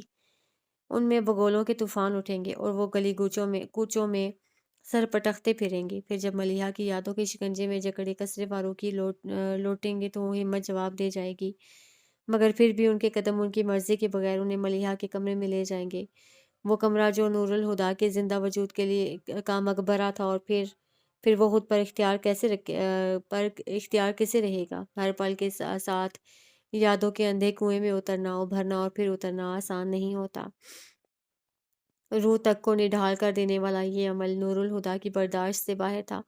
مریم الجھن بھرے انداز میں ان کی پشت کو دیکھ رہی تھی، وہ ایڑی کے بل گھوم کر بڑے ریلیکس موڈ میں بولے، آئس کریم کھانے چلو گی؟ کیوں نہیں، وہ جھٹ سے بولی، پھر کہا، لیکن میں ذرا چینج کر لوں۔ نور الہدیٰ ملیحہ کی یادوں کو پل بھر کی مہلت نہیں دینا چاہتے تھے، فوراً بولے، کیا ضرورت ہے، ٹھیک تو لگ رہی ہو۔ میں نے صبح سے کپڑے نہیں بدلے اور تمہیں ٹھیک لگ رہے ہیں، تم گاڑی میں چل کر بیٹھو، میں 5 منٹ میں آتی ہوں۔ رف سے ٹراؤزر ٹی شرٹ میں مریم ان کے پل پل بدلتے موڈ پر حیران زچ ہو کر بولی تھی، مگر وہ مصر رہے۔ کہا، نہ ضرورت نہیں، اور مجھے تو اس وقت تم بہت خوبصورت لگ رہی ہو۔ اوکے، وہ جھگڑا ختم کرنے کو بولی، لیکن شوز پہننے کی اجازت تو ملے گی نا، ایکچولی تمہارے آنے کا سن کر میں بیڈ روم سے ننگے پاؤں بھاگی چلی آئی، اپنی جلد بازی کا اعتراف کرتے اس سے اتنی معصومیت سے کہا کہ نور الہدیٰ مسکرائے بغیر نہ رہ سکے۔ مریم کافی پاتونی قسم کی لڑکی تھی، مگر اس کی باتیں بھی بہت دلچسپ تھیں۔ نور الہدیٰ اس کی کمپنی میں بہت انجوائے کر رہے تھے۔ آئس کریم کھا کر وہ ساحل سمندر پر نکل آئے اور دور دور تک گیلی ریت پر پیروں کے نشان بناتے چلے گئے۔ شام کے سائے ڈھلے تو انہیں وقت گزرنے کا احساس ہوا اور وہ پلٹ آئے۔ نور الہدیٰ اسے ڈراپ کرنے آئے تو گاڑی اس کے گھر کے باہر روک دی، مگر وہ بیٹھی ہی رہی۔ کیا سوچ رہی ہو؟ اسے بیٹھے دیکھ کر نور الہدیٰ نے پوچھا تو وہ دھیرے سے بولی، سوچ رہی ہوں کہ آج تم اگلی ملاقات کا وعدہ کرو گے یا نہیں۔ نہیں، اس ایک لفظ پر اس کا چہرہ دھواں ہو گیا اور اس سے فوراً دروازہ کھول کر اتر جانا چاہا، پر نور الہدیٰ نے دروازے کے لاک پر ہاتھ رکھ کر اسے روک دیا۔ پوری بات تو سنتی جاؤ، وہ ڈپٹ کر بولے، پھر اسے دیکھ کر مسکرائے جو خفا خفا سی انہیں گھور رہی تھی، اور کہا، آج میں تم سے اگلی ملاقات کا وعدہ لینا چاہتا ہوں۔ اور مریم ایک دم سے ہنس پڑی اور پھر ہنستی ہی چلی گئی۔ باورچی خانے میں بیٹھ کر ناشتہ کرتے ہوئے مولوی صاحب ملانی جی سے کہہ رہے تھے، آج میں نے پیش امام کو کہہ دیا ہے کہ کل تڑکے ہی لاہور کے لیے نکل جاؤں گا، مگر ابھی تو دکان میں 2 ہفتے کا سامان موجود ہے، پھر لاہور کیا کرنے جائیں گے؟ وہ اچنبھے سے بولیں تو مولوی عبدالخالق مسکراتے ہوئے گویا ہوئے، بھلی عورت، دکان کے سامان کی میں نے بات ہی کب کی، میں تو ننھے میاں کے لیے لاہور جا رہا ہوں۔ خود ہی تو کہہ رہی تھی کہ اس کے لیے بستر لینا ہے، گرم کپڑے لینے ہیں اور بھی پتہ نہیں کیا کیا۔ خیر، جو بھی منگوانا ہے بتا دینا، میں لکھ کر لے جاؤں گا۔ عبداللہ خود فراموشی کی کیفیت سے تو باہر آ گیا تھا، پر ابھی تک اس کا دماغ غنودگی کے عالم میں تھا۔ کہیں کوئی تحریک ہوتی تو دماغ کا وہ حصہ جھٹکا لے کر چل پڑتا، مگر ان الگ الگ حصوں کا آپس میں کوئی ربط ضبط نہیں بن پایا تھا، اسی لیے اس کے ذہن پر دھند سی چھائی رہتی، لیکن دماغ بہرحال فعال ہو چکا تھا۔ ابھی بھی ان دونوں کی باتوں کو سن کر اس کے ذہن میں تحریک ہوئی تھی۔ بچے کا سامان خریدنے کے لیے پیسے کی ضرورت تھی، اور پیسہ کام کرنے سے آتا ہے۔ عبداللہ بچے کو اپنی ذمہ داری سمجھتا تھا، بلکہ یوں کہنا چاہیے کہ سوچنے سمجھنے کی ضرورت ہی نہیں پڑی اور وہ اپنے آپ ہی عبداللہ کی ذمہ داری بن گیا۔ اب عبداللہ سوچ رہا تھا کہ اسے بچے کی ضروریات پوری کرنے کے لیے کام کرنا چاہیے، لیکن اس نے مولوی صاحب سے اس بات کا ذکر نہیں کیا، بلکہ وہ تو کسی سے بھی کسی بات کا ذکر نہیں کرتا تھا۔ ایک جامد چپ کی مہر اس کے ہونٹوں پر لگی تھی، اور شاذ و نادر ہی اس کی زبان سے کوئی لفظ ادا ہو پاتا تھا۔ حالانکہ دیوانگی کے عالم میں تو وہ بہت بڑبڑاتا تھا، مگر فرزانگی نے اس کی آواز کھونٹ دی تھی۔ ناشتہ کر کے اس نے ہینڈ پمپ پر جا کر ہاتھ دھوئے اور خشک کیے بغیر باہر چلا گیا۔ یہ 2 دن تو آرام سے بیٹھا رہا، آج پھر نکل گیا۔ ملانی جی اسے جاتا دیکھ کر پریشان ہوتی، مولوی صاحب سے بولی تو انہیں تسلی دیتے ہوئے بولے، فکر کیوں کرتی ہے، وہ تجھے اور مجھے تو چھوڑ کر جا سکتا ہے، پر اسے چھوڑ کر نہیں جائے گا۔ بولتے ہوئے انہوں نے بچے کی طرف اشارہ کیا، پھر اللہ اکبر کہتے گھٹنوں پر ہاتھ رکھ کر کھڑے ہو گئے۔ عبداللہ سر جھکائے پیروں میں دیکھتا ہاتھ پشت پر باندھے چلتا جا رہا تھا، مگر اس کے دماغ کی سوئی ایک جگہ پر ہی اٹک گئی تھی۔ اس نے یہ تو سوچ لیا تھا کہ آپ کام کرے گا، لیکن سمجھ نہیں آ رہا تھا کہ کون سا کام کرے۔ وہ سوچتے سوچتے تھک گیا تو ایک مکان کے آگے بنی ڈیوڑی پر بیٹھ گیا۔ گلی میں کچھ بچے کنچے کھیل رہے تھے، وہ انہیں دیکھنے لگا۔ وہ بظاہر انہیں دیکھ رہا تھا، پر اس کا دماغ کیا کیا جائے میں الجھا تھا۔ بچوں کو دیکھتے دیکھتے اس کی نظر اس شخص کی طرف اٹھ گئی جو سامنے والی دکان کے باہر زمین پر بیٹھا تھا، اور جب وہ لوہے کی دہکتی سلاخ کو سل پر رکھ کر ہولڈر سے پکڑے بھاری ہتھوڑے کے وار سے ضرب لگاتا تو چنگاریاں سی اڑنے لگتیں۔ اسے وہ آتش بازی اتنی دلچسپ لگی کہ قریب سے دیکھنے کے لیے اٹھ کر لوہار کی دکان کی طرف چل پڑا۔ لوہار نے ہاتھ روک کر عبداللہ کو دیکھا جو اس کے مقابل بیٹھ رہا تھا۔ وہ 50 کے پیٹے میں تھا، مگر اوپر تک چڑھا رکھی آستینوں میں سے اس کے بازو کی طاقت کوندتی محسوس ہو رہی تھی، اور جب وہ بولا تو اس کی آواز بھی کڑکڑاتی ہوئی تھی۔ خیر ہو عبداللہ، آج تم پھر مٹر گشت شروع کر دیتی ہے۔ اس نے دھیرے سے نفی میں سر ہلایا اور پھر وہ کہا جو اس کے دماغ میں چل رہا تھا، اب کام کروں گا۔ اوئے کیڑا کام؟ کوئی بھی، اس نے کندھے اچکا دیے، پھر بولا، تم جو کر رہے ہو وہ سکھا دو۔ عبداللہ کو سنجیدہ دیکھ کر لوہار بھی اب کچھ سنجیدہ ہوا۔ پہلا کدی اے کم کیتا ہے؟ وہ سوچ میں پڑ گیا، پھر کہا یاد نہیں، اور اس کے ساتھ ہی عبداللہ کے چہرے پر ایسے تاثرات ابھرے جیسے دماغ پر زور ڈال کر کچھ یاد کرنے کی کوشش کر رہا ہو۔ اسے پریشان ہوتا دیکھ کر لوہار جلدی سے بولا، کوئی گل نہیں، میں سکھا دیاں گا۔ اس کے جملے پر وہ خود سے چونکا، پھر پہلے کی طرح ہی پرسکون ہو گیا، اور اس کے بعد لوہار اسے لوہا پگھلا کر کوٹنے کا طریقہ سمجھانے لگا۔ پھر جب اچھی طرح سمجھا چکا تو عبداللہ کو آزمائشی طور پر ایک کمان کے جیسی موڑی سلاخ پگھلا کر سیدھی کرنے کو دی۔ عبداللہ نے اسے بھٹی میں ڈال کر انگارے کے مانند سرخ کر لیا، پھر اسے سل پر رکھ کر ہولڈر سے پکڑے ہوئے دوسرے ہاتھ میں وزن دار ہتھوڑا لے کر تولا۔ ہتھوڑا کافی وزن بھاری تھا اور اسے اٹھا کر پورا ہاتھ اوپر کر کے لوہے پر چوٹ کرنے کے لیے کافی طاقت کی ضرورت تھی۔ کام واقعی مشکل تھا، مگر عبداللہ نے جی نہ چرایا۔ حالانکہ جب اس نے پوری طاقت سے لوہے پر پہلی ضرب ماری تو لوہے سے نکلتی سرخ چنگاریوں کو دیکھ کر اسے لگا کہ وہ اس کے چہرے اور ہاتھوں کو جلائیں گی، بلکہ اس نے تو بساطا ہی اپنا چہرہ بھی بازو میں چھپانے کی کوشش کی تھی، مگر دو تین ضربوں کے بعد اسے مزہ آنے لگا تھا۔ ایسا لگ رہا تھا جیسے وہ آگ کا کھیل کھیل رہا ہو۔ پورا دن گزار کر جب شام میں دکان بند کرنے کا وقت ہو گیا اور لوہار سامان اٹھا کر دکان کے اندرونی حصے میں رکھنے لگا تو عبداللہ بیٹھا اپنی چھالوں بھری ہتھیلیوں کو دیکھ رہا تھا۔ اسے یاد آیا کہ اسے کبھی اتنی مشقت والا کام نہیں کیا تھا۔ سامان اندر رکھ کر کے لوہار نے شٹر کھینچ کر گرایا اور تالا لگا دیا۔ پھر وہ عبداللہ کی طرف روانہ ہوا اور جیب میں سے کچھ روپے نکال کر گننے کے بعد عبداللہ کو پکڑاتے ہوئے کہا، اے تیری اج دی دہاڑی۔ پھر کہا، کل بھی آئیں گا؟ عبداللہ نے کہا، صبح ہی آ جاؤں گا، اور پیسے پکڑ کر گنے بغیر ہی جیب میں رکھ لیے۔ مغرب کی جماعت ہوئے بہت دیر ہو گئی تھی اور اب تو مولوی عبدالخالق بھی گھر آ گئے تھے۔ جب عبداللہ گھر لوٹا، آؤ عبداللہ آؤ، سنا ہے آج سارا دن مولوی حیدر لوہار کی دکان پر بیٹھے لوہا پگھلاتے رہے، دل پر چڑھایا لوہا بھی پگھلایا یا نہیں؟ اسے دیکھ کر مولوی عبدالخالق نے ٹھنڈے میٹھے لہجے میں معنی خیزی سے کہا، پر اس نے تو جیسے ان سے اب بحث نہ کرنے کی قسم کھا لی تھی، بولتا ہی نہیں تھا۔ پر جب سے وہ چپ ہوا تھا مولوی صاحب بہت بولنے لگے تھے۔ ملانی جی ان کی معنی خیز مسکراہٹ پر دھیان دیے بغیر تیزی سے اٹھ کر عبداللہ کے پاس آئیں۔ ان کی اس اجلت کی وجہ عبداللہ کے ہاتھوں کے چھالے تھے جن پر ان کی نظر پڑ گئی تھی۔ پاس آ کر اس کے دونوں ہاتھ پکڑے وہ پریشان ہو کر بولی، ہائے میرے ربا، عبداللہ اے کیے، تجھے اور کوئی کام نہیں ملا؟ مولوی عبدالخالق پیچھے سے بولے، اسے پتہ چلنے دے حاجرہ کہ اگر لوہے کو بھی سیدھا کرنا ہو تو پہلے اسے بھٹی میں پگھلانا پڑتا ہے، تب شاید اس کی عقل میں بات آ جائے کہ لوہا ہو، سونا ہو یا آدمی، سنوارنے کے لیے سختیوں سے گزارنا پڑتا ہے، کیونکہ جو پگھلایا گیا ہو وہی سانچے میں ڈھل سکتا ہے۔ وہ اب بھی بامعنی انداز میں بات کر رہے تھے۔ عبداللہ نے جیسے ان کی بات سنی ہی نہیں اور ملانی جی سے ہاتھ چھڑاتا وہ بچے کے پاس آ گیا۔ پھر جیب سے پیسے نکال کر بچے کی مٹھی میں پکڑانے کے بعد وہ کسی کو دیکھے بغیر کمرے سے چلا گیا۔ اس کے جانے کے بعد ملانی جی مولوی عبدالخالق سے بولیں، آپ ہر وقت عبداللہ سے یہ کیا بولتے رہتے ہیں؟ مجال ہے جو آپ کی ایک بھی بات میرے پلے پڑ جائے۔ وہ ملانی جی کو دیکھ کر مسکرائے۔ لوہے کو اگر پگھلا کر یوں ہی چھوڑ دیا جائے تو ٹھنڈا ہونے پر مڑ توڑ جاتا ہے اور اس کی شکل پہلی حالت سے بھی گئی گزری ہو جاتی ہے، اس لیے گرم لوہے پر چوٹ کرنی پڑتی ہے تاکہ اس کی نئی حیت پہلے سے بہتر ہو۔ وہ گہرے لہجے میں معرفت کے اصول سمجھا رہے تھے۔ چوٹ بھی کر لیجیے گا مگر ابھی تو جا کے اس کے ہاتھوں پر مرہم لگا دیں۔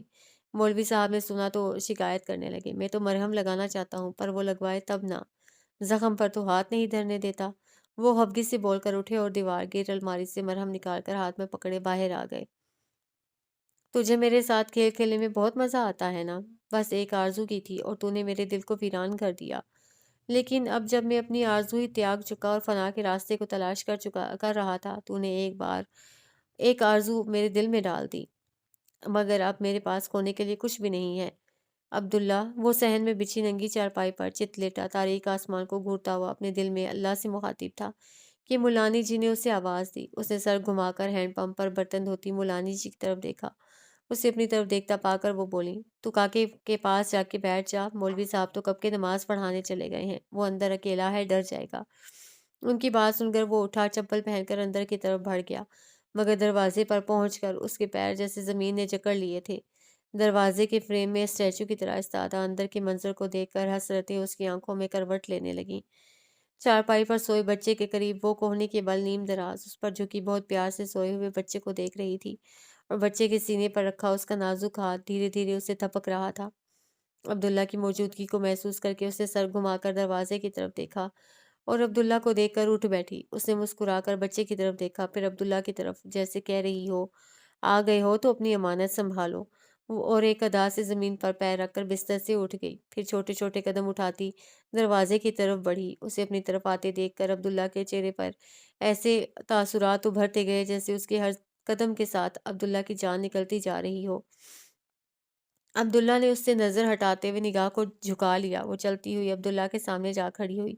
عبداللہ نے نگاہ نہیں اٹھائی، مگر اسے معلوم تھا کہ اس کے چہرے پر عبداللہ کو دیکھتے ہوئے فدا ہو جانے والی مسکراہٹ ہے۔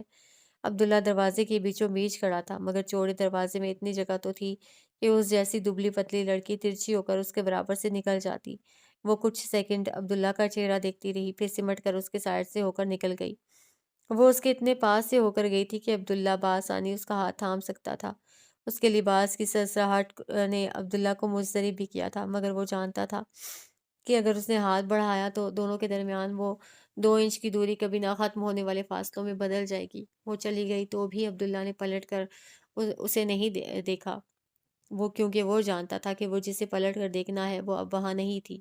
یہ کچھ پل عبداللہ کے لیے ایسے ہی تھے کہ کوئی اس کے جبڑے کے راستے ایک سلاخ اس کی کھوپڑی میں گھسا کر زور سے ہلائے کہ اس کا دماغ جھنجھنا اٹھے، اس کی آنکھوں سے بے آواز آنسو گرنے لگے۔ بچوں کے سبق پڑھنے کی آوازوں کے بیچ عبداللہ چٹائی پر بیٹھا ایک بچے کو سائنس کا مضمون سمجھا رہا تھا۔ اب یہ اس کی روٹین بن چکی تھی۔ پہلے وہ مغرب کے بعد دکان سے گھر آتا، اب عصر کے بعد ہی آ جاتا تھا اور اسکول کے بچوں کو فری آف کاسٹ ٹیوشن پڑھاتا۔ یہ ذمہ داری عبداللہ نے خود قبول نہیں کی تھی، بلکہ مولوی صاحب نے غیر محسوس انداز میں اسے اس روٹین میں شامل کر لیا تھا۔ اس دن دکان پر کام زیادہ نہیں تھا، اس لیے عبداللہ بھی جلدی فارغ ہو گیا۔ گھر آیا تو مولوی عبدالخالق بچوں کے درمیان بیٹھے انہیں پڑھا رہے تھے، ساتھ میں دکان بھی کھول رکھی تھی۔ جب کوئی گاہک آ کر آواز لگاتا تو مولوی صاحب اٹھ کر دکان میں چلے جاتے، پھر گاہک کو فارغ کر کے واپس صحن میں آ کر بچوں کو پڑھانے لگتے۔ عبداللہ آیا تو ہاتھ منہ دھو کر صحن میں ہی چارپائی بچھا کر لیٹ گیا۔ مولوی عبدالخالق گاہے بگاہے اس پر بھی نظر ڈال لیتے، تبھی ایک گاہک نے دکان کے کاؤنٹر پر آ کر آواز لگائی تھی۔ مولوی صاحب کو بہانہ ہاتھ آ گیا، فوراً اس سے آواز دے کر پاس بلایا، عبداللہ ادھر آ۔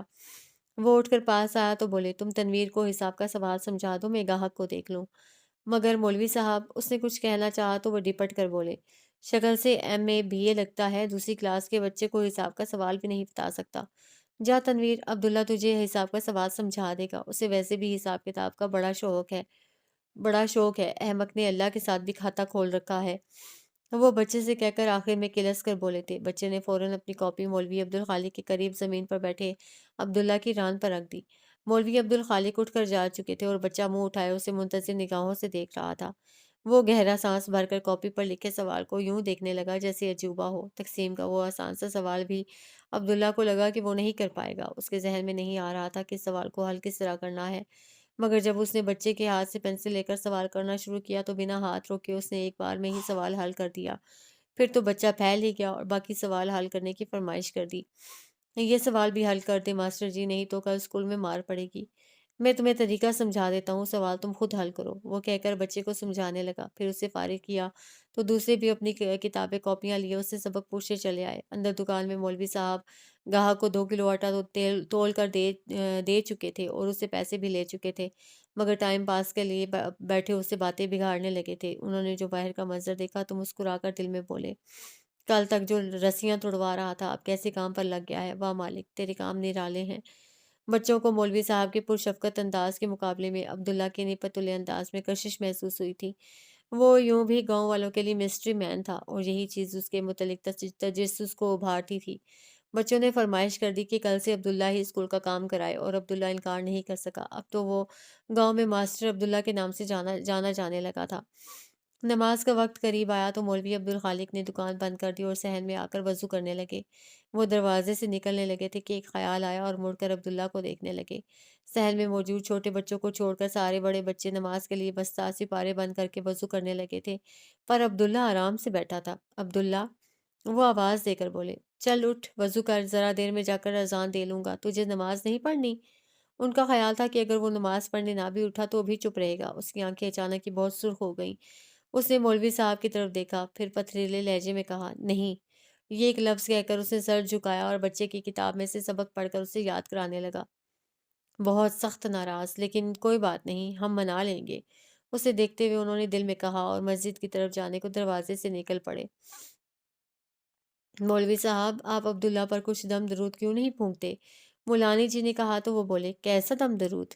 میں کیا جانوں؟ انہوں نے کندھے اچکا دیے، پھر کہا، لیکن مجھے لگتا ہے مولوی صاحب کہ عبداللہ پر جنات کا قبضہ ہے۔ اچھا؟ وہ محظوظ انداز میں ہنس پڑے۔ وہ جون کی گرم رات تھی، ہوا بھی نہیں چل رہی تھی، جس سے حفظ بڑھ گیا تھا۔ عبداللہ پیپل کے درخت کے نیچے پیڑھی پر ٹانگیں پھیلا کر بیٹھا تھا اور بچہ واکر میں اس کے آس پاس منڈلا رہا تھا۔ وہ گھومتا پھرتا عبداللہ کے پاس آتا تو عبداللہ ہلکے سے دھکے کی مدد سے واکر پیچھے دھکیل دیتا، لیکن وہ دوبارہ واکر چلاتا عبداللہ کے پاس آ جاتا تو دونوں ہنسنے لگتے۔ مولوی صاحب صحن میں بچھی چارپائی پر سونے کے لیے لیٹے تھے، ملانی جی ساتھ والے بستر پر بیٹھی تھیں۔ جب وہ مولوی عبدالخالق سے عبداللہ کے متعلق اپنے خدشات کا اظہار کرنے لگی، جنہیں مولوی صاحب نے ہنسی میں اڑا دیا، مگر وہ برا منائے بغیر اسی سنجیدگی سے کہتی گئیں، اب کیا کہوں مولوی صاحب کہ میں نے عبداللہ میں کیسی کیسی عجیب باتیں محسوس کی ہیں۔ اچھا بھلا بیٹھا باتیں کر رہا ہوتا ہے کہ اچانک ہی کسی طرف ٹکٹکی باندھ کر دیکھنا شروع کر دیتا ہے، جیسے وہاں کوئی ہو، پھر اس کی حالت عجیب ہو جاتی ہے، چہرہ تن جاتا ہے اور آنکھیں دیکھ کر ایسا لگتا ہے جیسے خدا نخواستہ جان کنی کا عالم ہو۔ اس کے بعد الگ تھلگ گوشے میں جا کر بیٹھ جاتا ہے۔ میں نے کئی بار چھپ کر دیکھا ہے کہ یوں کونوں میں منہ چھپا کر بیٹھا وہ آنسوؤں سے روتا ہے۔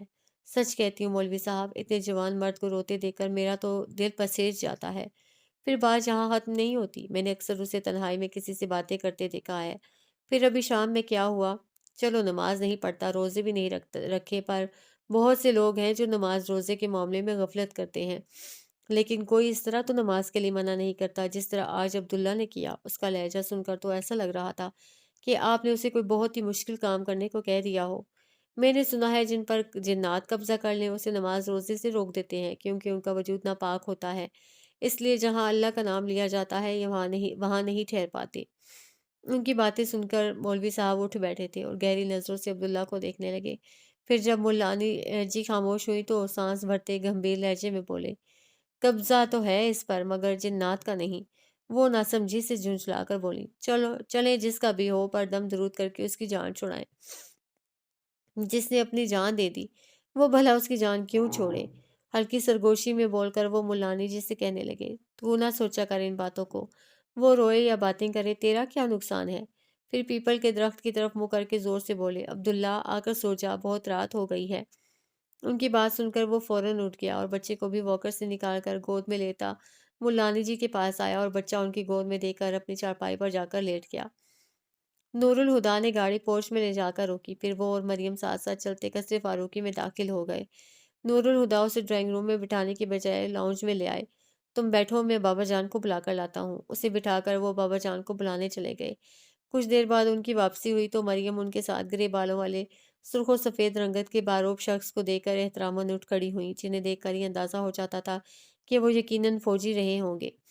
سفید شلوار کرتے میں ملبوس، ان کے پیروں میں کالے رنگ کے سادہ سے چپل تھے اور آنکھوں پر سنہرے فریم والا نظر کا چشمہ لگا رکھا تھا۔ مریم ایک ہی نظر میں ان سے متاثر ہو گئی تھی۔ السلام علیکم انکل۔ وہ عام طور پر ہیلو سے کام چلاتی تھی، پر ان کی شخصیت کا روب تھا کہ ادب سے سلام کر کے سر کو ذرا سا جھکا دیا۔ بابا جان نے اس کے سر پر ہاتھ رکھ کر کہا، وعلیکم السلام، بیٹھو۔ تینوں بیٹھ چکے تو مریم نے کہا، میں بتا نہیں سکتی انکل کہ آپ سے مل کر کتنا اچھا لگ رہا ہے، پر ساتھ میں افسوس بھی ہو رہا ہے کہ میں آپ سے پہلے کیوں نہیں ملی۔ مگر غلطی میری نہیں ہے، میں نے نور الہدا سے کئی بار کہا تھا کہ آپ سے ملوا دے، پر یہ سنتا ہی نہیں، اور آج بھی یہ تو ٹال مٹول ہی کر رہا تھا، پر میں زبردستی اسے اپنے ساتھ لیے چلی آئی۔ بہت اچھا کیا، بابا جان دھیمی مسکراہٹ کے ساتھ بولے، اور میں تو آپ کے گھر کو دیکھ کر بہت امپریسڈ ہوں۔ قصر فاروقی واقعی کسی محل کی طرح خوبصورت ہے۔ وہ ادھر ادھر دیکھتے ہوئے ہوشدری سے کہہ رہی تھی، محل تو خوبصورت ہوتے ہیں مگر ویران سے لگتے ہیں۔ بابا جان کا لہجہ تھکن سے بھرا تھا۔ مریم جلدی سے بولی، لیکن مجھے قصر فاروقی تو ویران نہیں لگتا۔ ہاں بس یہاں خاموشی بہت ہے، پر اس کی بھی وجہ ہے۔ گھر میں بس آپ اور نور الہدا ہی تو ہیں، بلکہ اصل میں تو آپ ہی ہوتے ہیں۔ نور الہدا تو آدھی رات تک باہر ہوتا ہے، ایسے میں خاموشی تو ہوگی ہی۔ بہادر چائے لے آیا تھا، مریم نے اسے کہا، چائے میں بناؤں گی، تم جاؤ۔ اس نے بابا جان کو دیکھا، پھر ان کے اشارے پر ٹرالی چھوڑ کر چلا گیا۔ مریم نے ٹرالی اپنے سامنے کھسکائی اور چائے بنانے لگی۔ یہ لیجئے، ایک کپ آپ کا، دوسرا میرا۔ اور نور الہدا تو چائے پیتا نہیں۔ اس نے 2 کپ چائے بنا کر ایک کپ بابا جان کو پکڑایا اور دوسرا अपने हाथ में लेकर सोफे पर पीछे होकर बैठती बोली, नूरुल हुदा सिगरेट और सिगार नहीं पीता तो वजह समझ में आती है। ये सेहत के लिए मुज़िर है, पर चाय से परहेज समझ नहीं आता। तुम क्या करती हो? बाबा जान उसके तबसरे को नज़रअंदाज करके बोले और वो चंचल सी मुस्कुराहट के साथ नूरुल हुदा को देखकर बोली, पहले कुछ नहीं करती थी, लेकिन अब नूरुल हुदा का सर खाती हूँ। नूरुल हुदा ने सिर्फ मुस्कुराने पर इक्तफा किया तो उसने ज़रा तेज़ लहजे में कहा, तुम क्यों चुप हो? कुछ बोलते क्यों नहीं? मैं बोलकर क्या करूँगा? तुम बाबा जान से मिलने आई हो, उनसे बातें करके जान-पहचान बढ़ाओ। मैं तो इन्हें बहुत अच्छी तरह से जानता हूँ। उनके लहजे में सांप जैसी फुंकार को महसूस करके मरियम को बहुत अजीब-सा महसूस हुआ। उसने आज तक नूरुल हुदा को इस अंदाज में बात करते नहीं देखा, तो उसे लगा इसे वहम हुआ है, पर बाबा जान का चेहरा देखकर लग रहा था कि ज़हर के असर से उनका तनफ़्फ़ुस रुकने लगा हो। हाथ की लर्ज़िश पर बमुश्किल काबू पाकर उन्होंने कप रखा और उठ गए।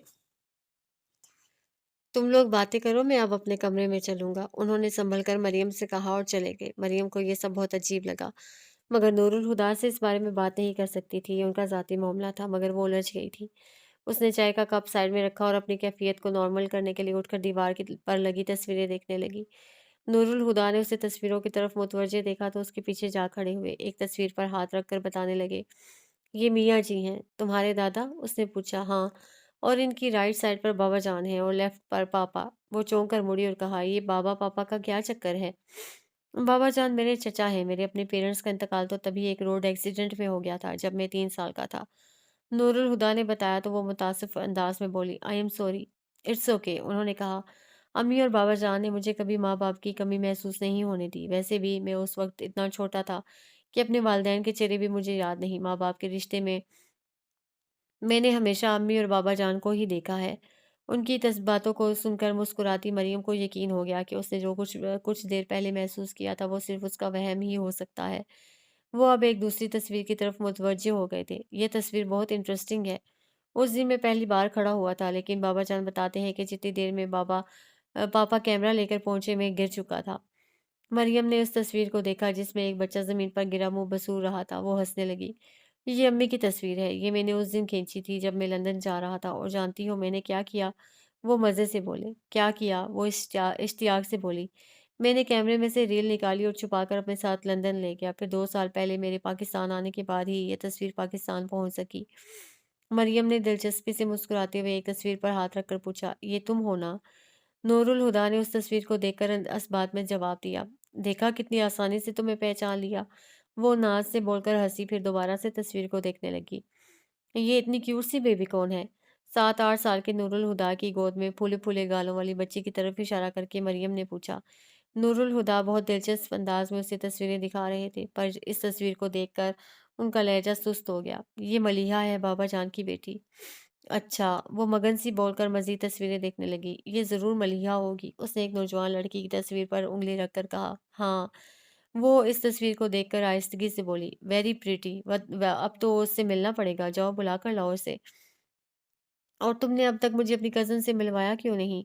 वो पलटकर लड़ने के से अंदाज में नूरुल हुदा से बोली तो नूरुल हुदा ने आँख उठाकर उससे देखा। फिर नज़र चुराते हुए कहा, मलीहा की डेथ हो चुकी है। उसने हैरत से उन्हें देखा और बोली, व्हाट? क्या कहा तुमने? नूरुल हुदा ने उसे देखा मगर बोले कुछ नहीं। वो उनके देखने से समझ गई कि उसे जो सुना सही सुना था। उसने अफ़सोस भरी नज़र उस नौजवान लड़की की तस्वीर पर डाली। यकीन नहीं आता, छोटी सी उम्र में क्या कोई हादसा हुआ था? मरियम प्लीज़। बमुश्किल खुद पर ज़ब्त करते हुए उन्होंने हाथ उठाकर मरियम को खामोश होने का इशारा किया। इस बारे में कोई सवाल ना करना, it's personal. I am sorry, उसने जल्दी से कहा, मगर नूरुल हुदा की हालत नहीं संभली। वो पलटकर सोफे पर बैठ गए। उन्होंने ज़ाहिर नहीं किया था, मगर मरियम ने महसूस कर लिया कि बेचैनी उनके वजूद में फैल गई थी। एक कज़न की मौत पर इतना सदमा, वो भी उसके इंतकाल के इतने अरसे बाद। मरियम को ये सब नॉर्मल नहीं लगा। वो अंदेशों में उलझी नूरुल हुदा के बराबर जा बैठी। फिर अचानक ही उसने कहा, मैं किसी की मोहब्बत में मुब्तला हूँ। नूरुल हुदा ने सर उठाकर उसे देखा, जिसके चेहरे पर ये इंकशाफ करते हुए चमक नहीं बल्कि कशमकश थी। फिर बोले, मुबारक हो। तुम मुझसे उसका नाम नहीं पूछोगे? वो अब उन्हें देख रही थी। नूरुल हुदा ने पल भर के तवक्कुफ के बाद कहा, नहीं। जवाब गैर मुतवक्किल था। वो हैरत से बोली, क्यों? नूरुल हुदा ने सर झुकाकर कुछ देर गौर किया, फिर बराह रास्त उसकी आंखों में देखकर बोले, क्योंकि हो सकता है मेरे साथ जिंदगी गुजारना तुम्हारे लिए मुश्किल हो जाए। वो दंग रह गई। उसे कभी एहसास नहीं हुआ था कि नूरुल हुदा उसके दिल में छुपे राज तक पहुंच गए हैं। تمہیں ایسا کیوں لگتا ہے؟ وہ اسے نظر چرا کر اٹھے اور ٹہلتے ہوئے ڈرائنگ روم کی کھڑکی کے سامنے جا کھڑے ہوئے۔ یوں لگ رہا تھا انہیں بولنے کے لیے مہلت کی ضرورت ہے۔ کھڑکی سے باہر لان میں بکھری دھوپ کو دیکھ کر وہ گویا ہوئے، میں ملیحہ سے محبت کرتا ہوں، کرتا تھا، کرتا ہوں اور مرتے دم تک کرتا رہوں گا۔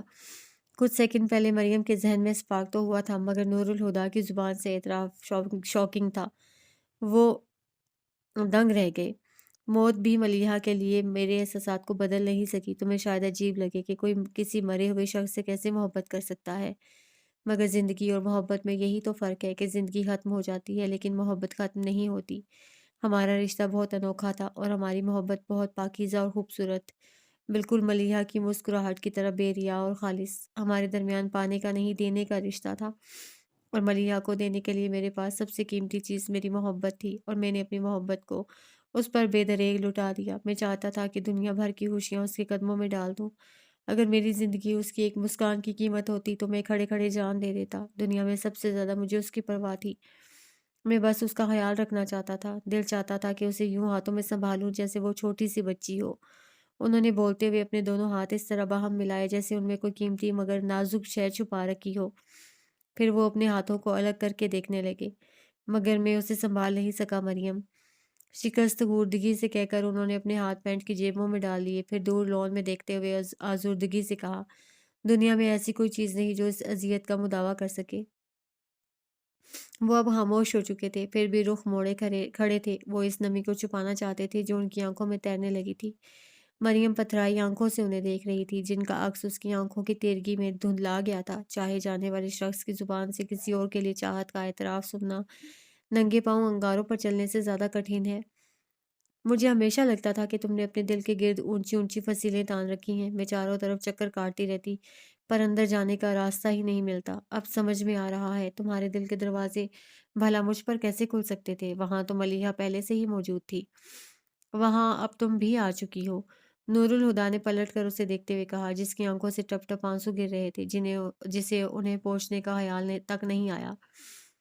نور الہدا کے اس انکشاف پر خوش ہونے کی بجائے اس نے ایسے انہیں دیکھا جیسے کہ تکلیف کئی گنا بڑھ گئی ہو۔ وہ چلتے ہوئے اس کے قریب قالین پر بیٹھے اور اس کے سرد ہاتھوں کو اپنے ہاتھوں میں لے کر کہنے لگے، میرے دل کے سب در و دیوار تمہارے ہیں، بس ایک کونا ملیحہ کے نام پر مخصوص ہے اور ہمیشہ رہے گا۔ میں نے ملیحہ سے بھی کبھی کچھ پانا نہیں چاہا، مگر تم سے دنیا کا ہر سکھ پانا چاہتا ہوں۔ تمہارے ساتھ میں دل کا سکون پانا چاہتا ہوں۔ بہت گہرا زخم لگا ہے دل پر، لیکن تم ہاتھ رکھو گی تو شاید کبھی یہ زخم بھر جائے۔ محبت کرتا ہوں تم سے، لیکن مجھے اس پر اختیار نہیں کہ ملیحہ سے محبت نہ کروں، اور میں جانتا ہوں کہ یہ شراکت داری تم سے جھیلی نہیں جائے گی۔ دل گرفتگی سے کہہ کر انہوں نے مریم کے ہاتھ کو چھوڑنا چاہا، مگر مریم نے انہیں اپنے ہاتھ چھوڑنے نہیں دیے اور ان کے ہاتھوں پر اپنی انگلیوں کی گرفت مضبوط کرتی وہ سہمے ہوئے لہجے میں بولی، کھونے کی بات نہ کرنا نور الہدا، میں شراکت داری برداشت کر لوں گی، پر تمہارا دور جانا مجھ سے برداشت نہیں ہوگا۔ اور پھر ملیحہ زندہ تو نہیں ہے، مر چکی ہے، کیا فرق پڑے گا؟ اگر تمہارے دل کے کونے میں پرانے سکوں کی مانند کچھ یادیں پڑی بھی رہیں تو تمہارے دل کے باقی گلی کوچے تو میرے لیے ہیں۔ وہ کہہ رہی تھی کہ اسے فرق نہیں پڑے گا، مگر ان کے ہاتھوں پر سر رکھے پھوٹ پھوٹ کر رو بھی رہی تھی۔ نور الہدا نے نرمی سے اپنے ہاتھ چھڑا کر اس کے سارے آنسو اپنے ہتھیلیوں میں جذب کر لیے، پھر اس کی آنکھوں میں جھانکتے ہوئے سوال کیا، مجھ سے شادی کرو گی؟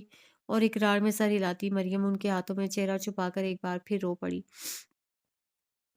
دیکھ لیجیے گا، میرے جانے کے بعد آپ کی بیگم آ کر مجھے ریپلیس کر دیں گی۔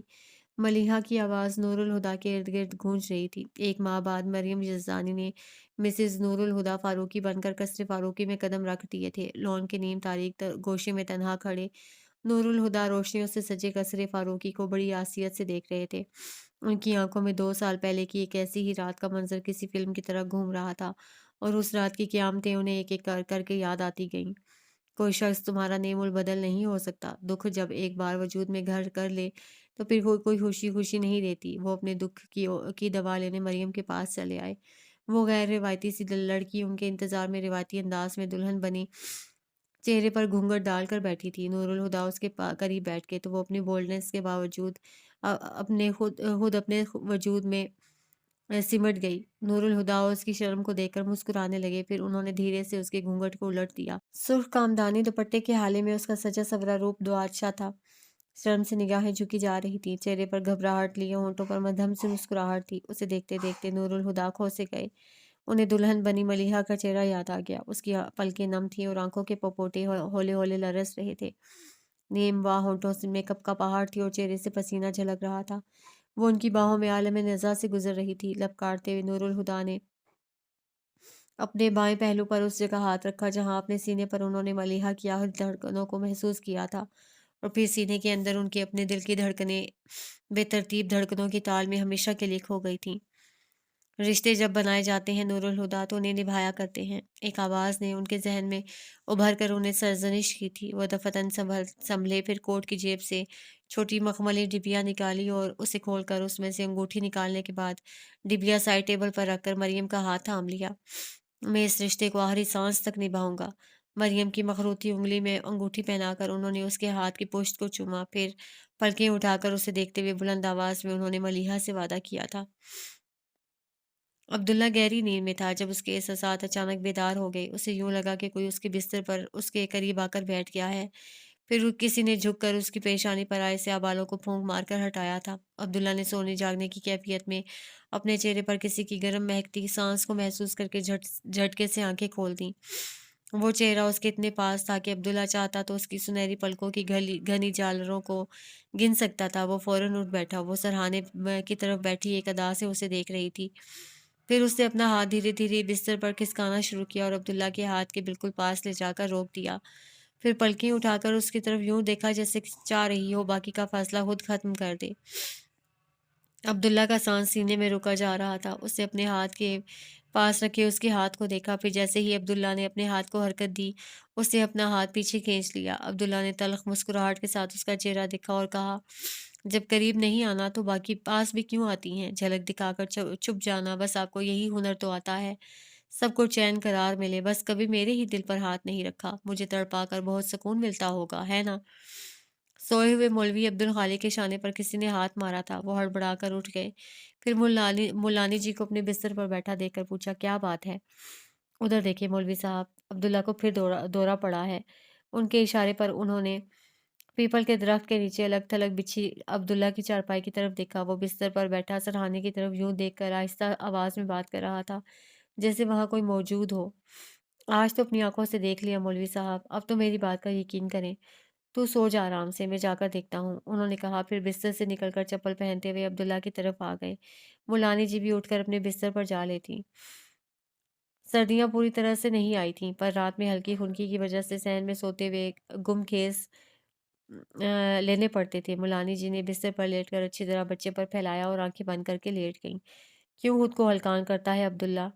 मौलवी अब्दुल खालिक पीछे से उसके कंधे पर हाथ रखकर बोले।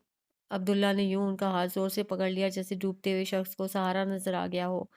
सामने की तरफ इशारा करते हुए उसने मौलवी अब्दुल खालिक से कहा, इनसे कहें मौलवी साहब ये यहाँ से चली जाएं। मैं मान चुका, ये मेरे नसीब में नहीं।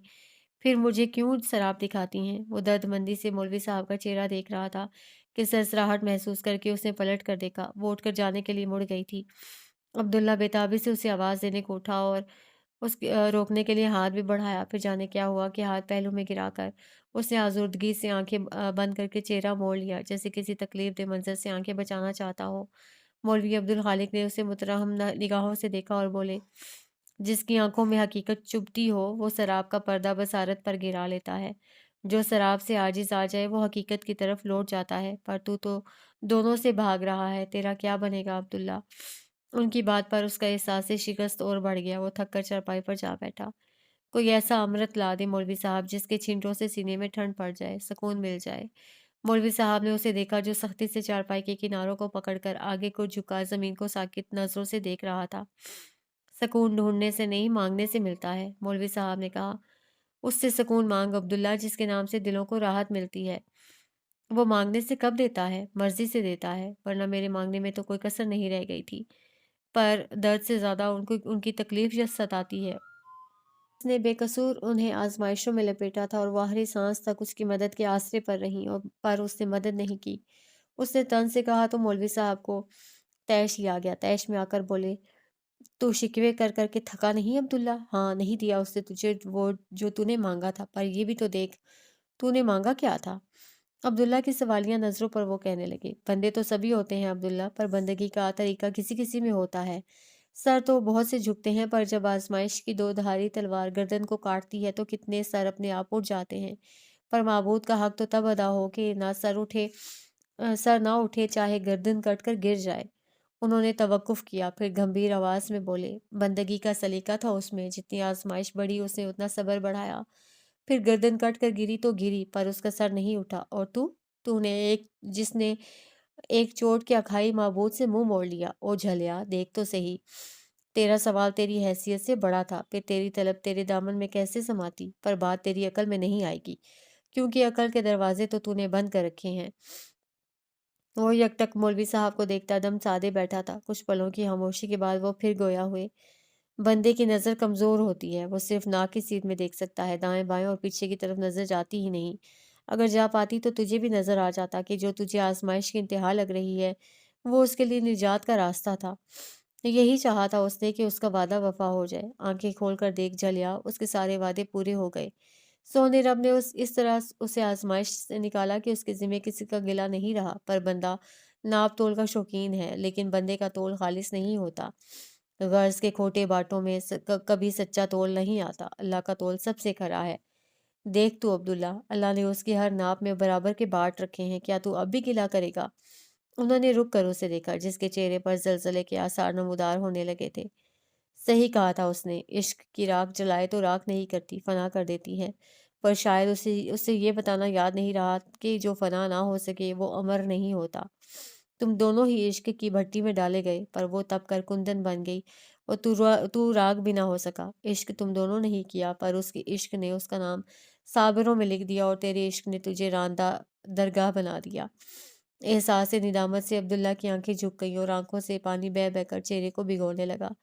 مولوی صاحب تعصب سے بولے، صرف تو ہی نہیں ہے عبداللہ، اس عشق کے ہاتھوں بہت لوگ برباد ہو گئے۔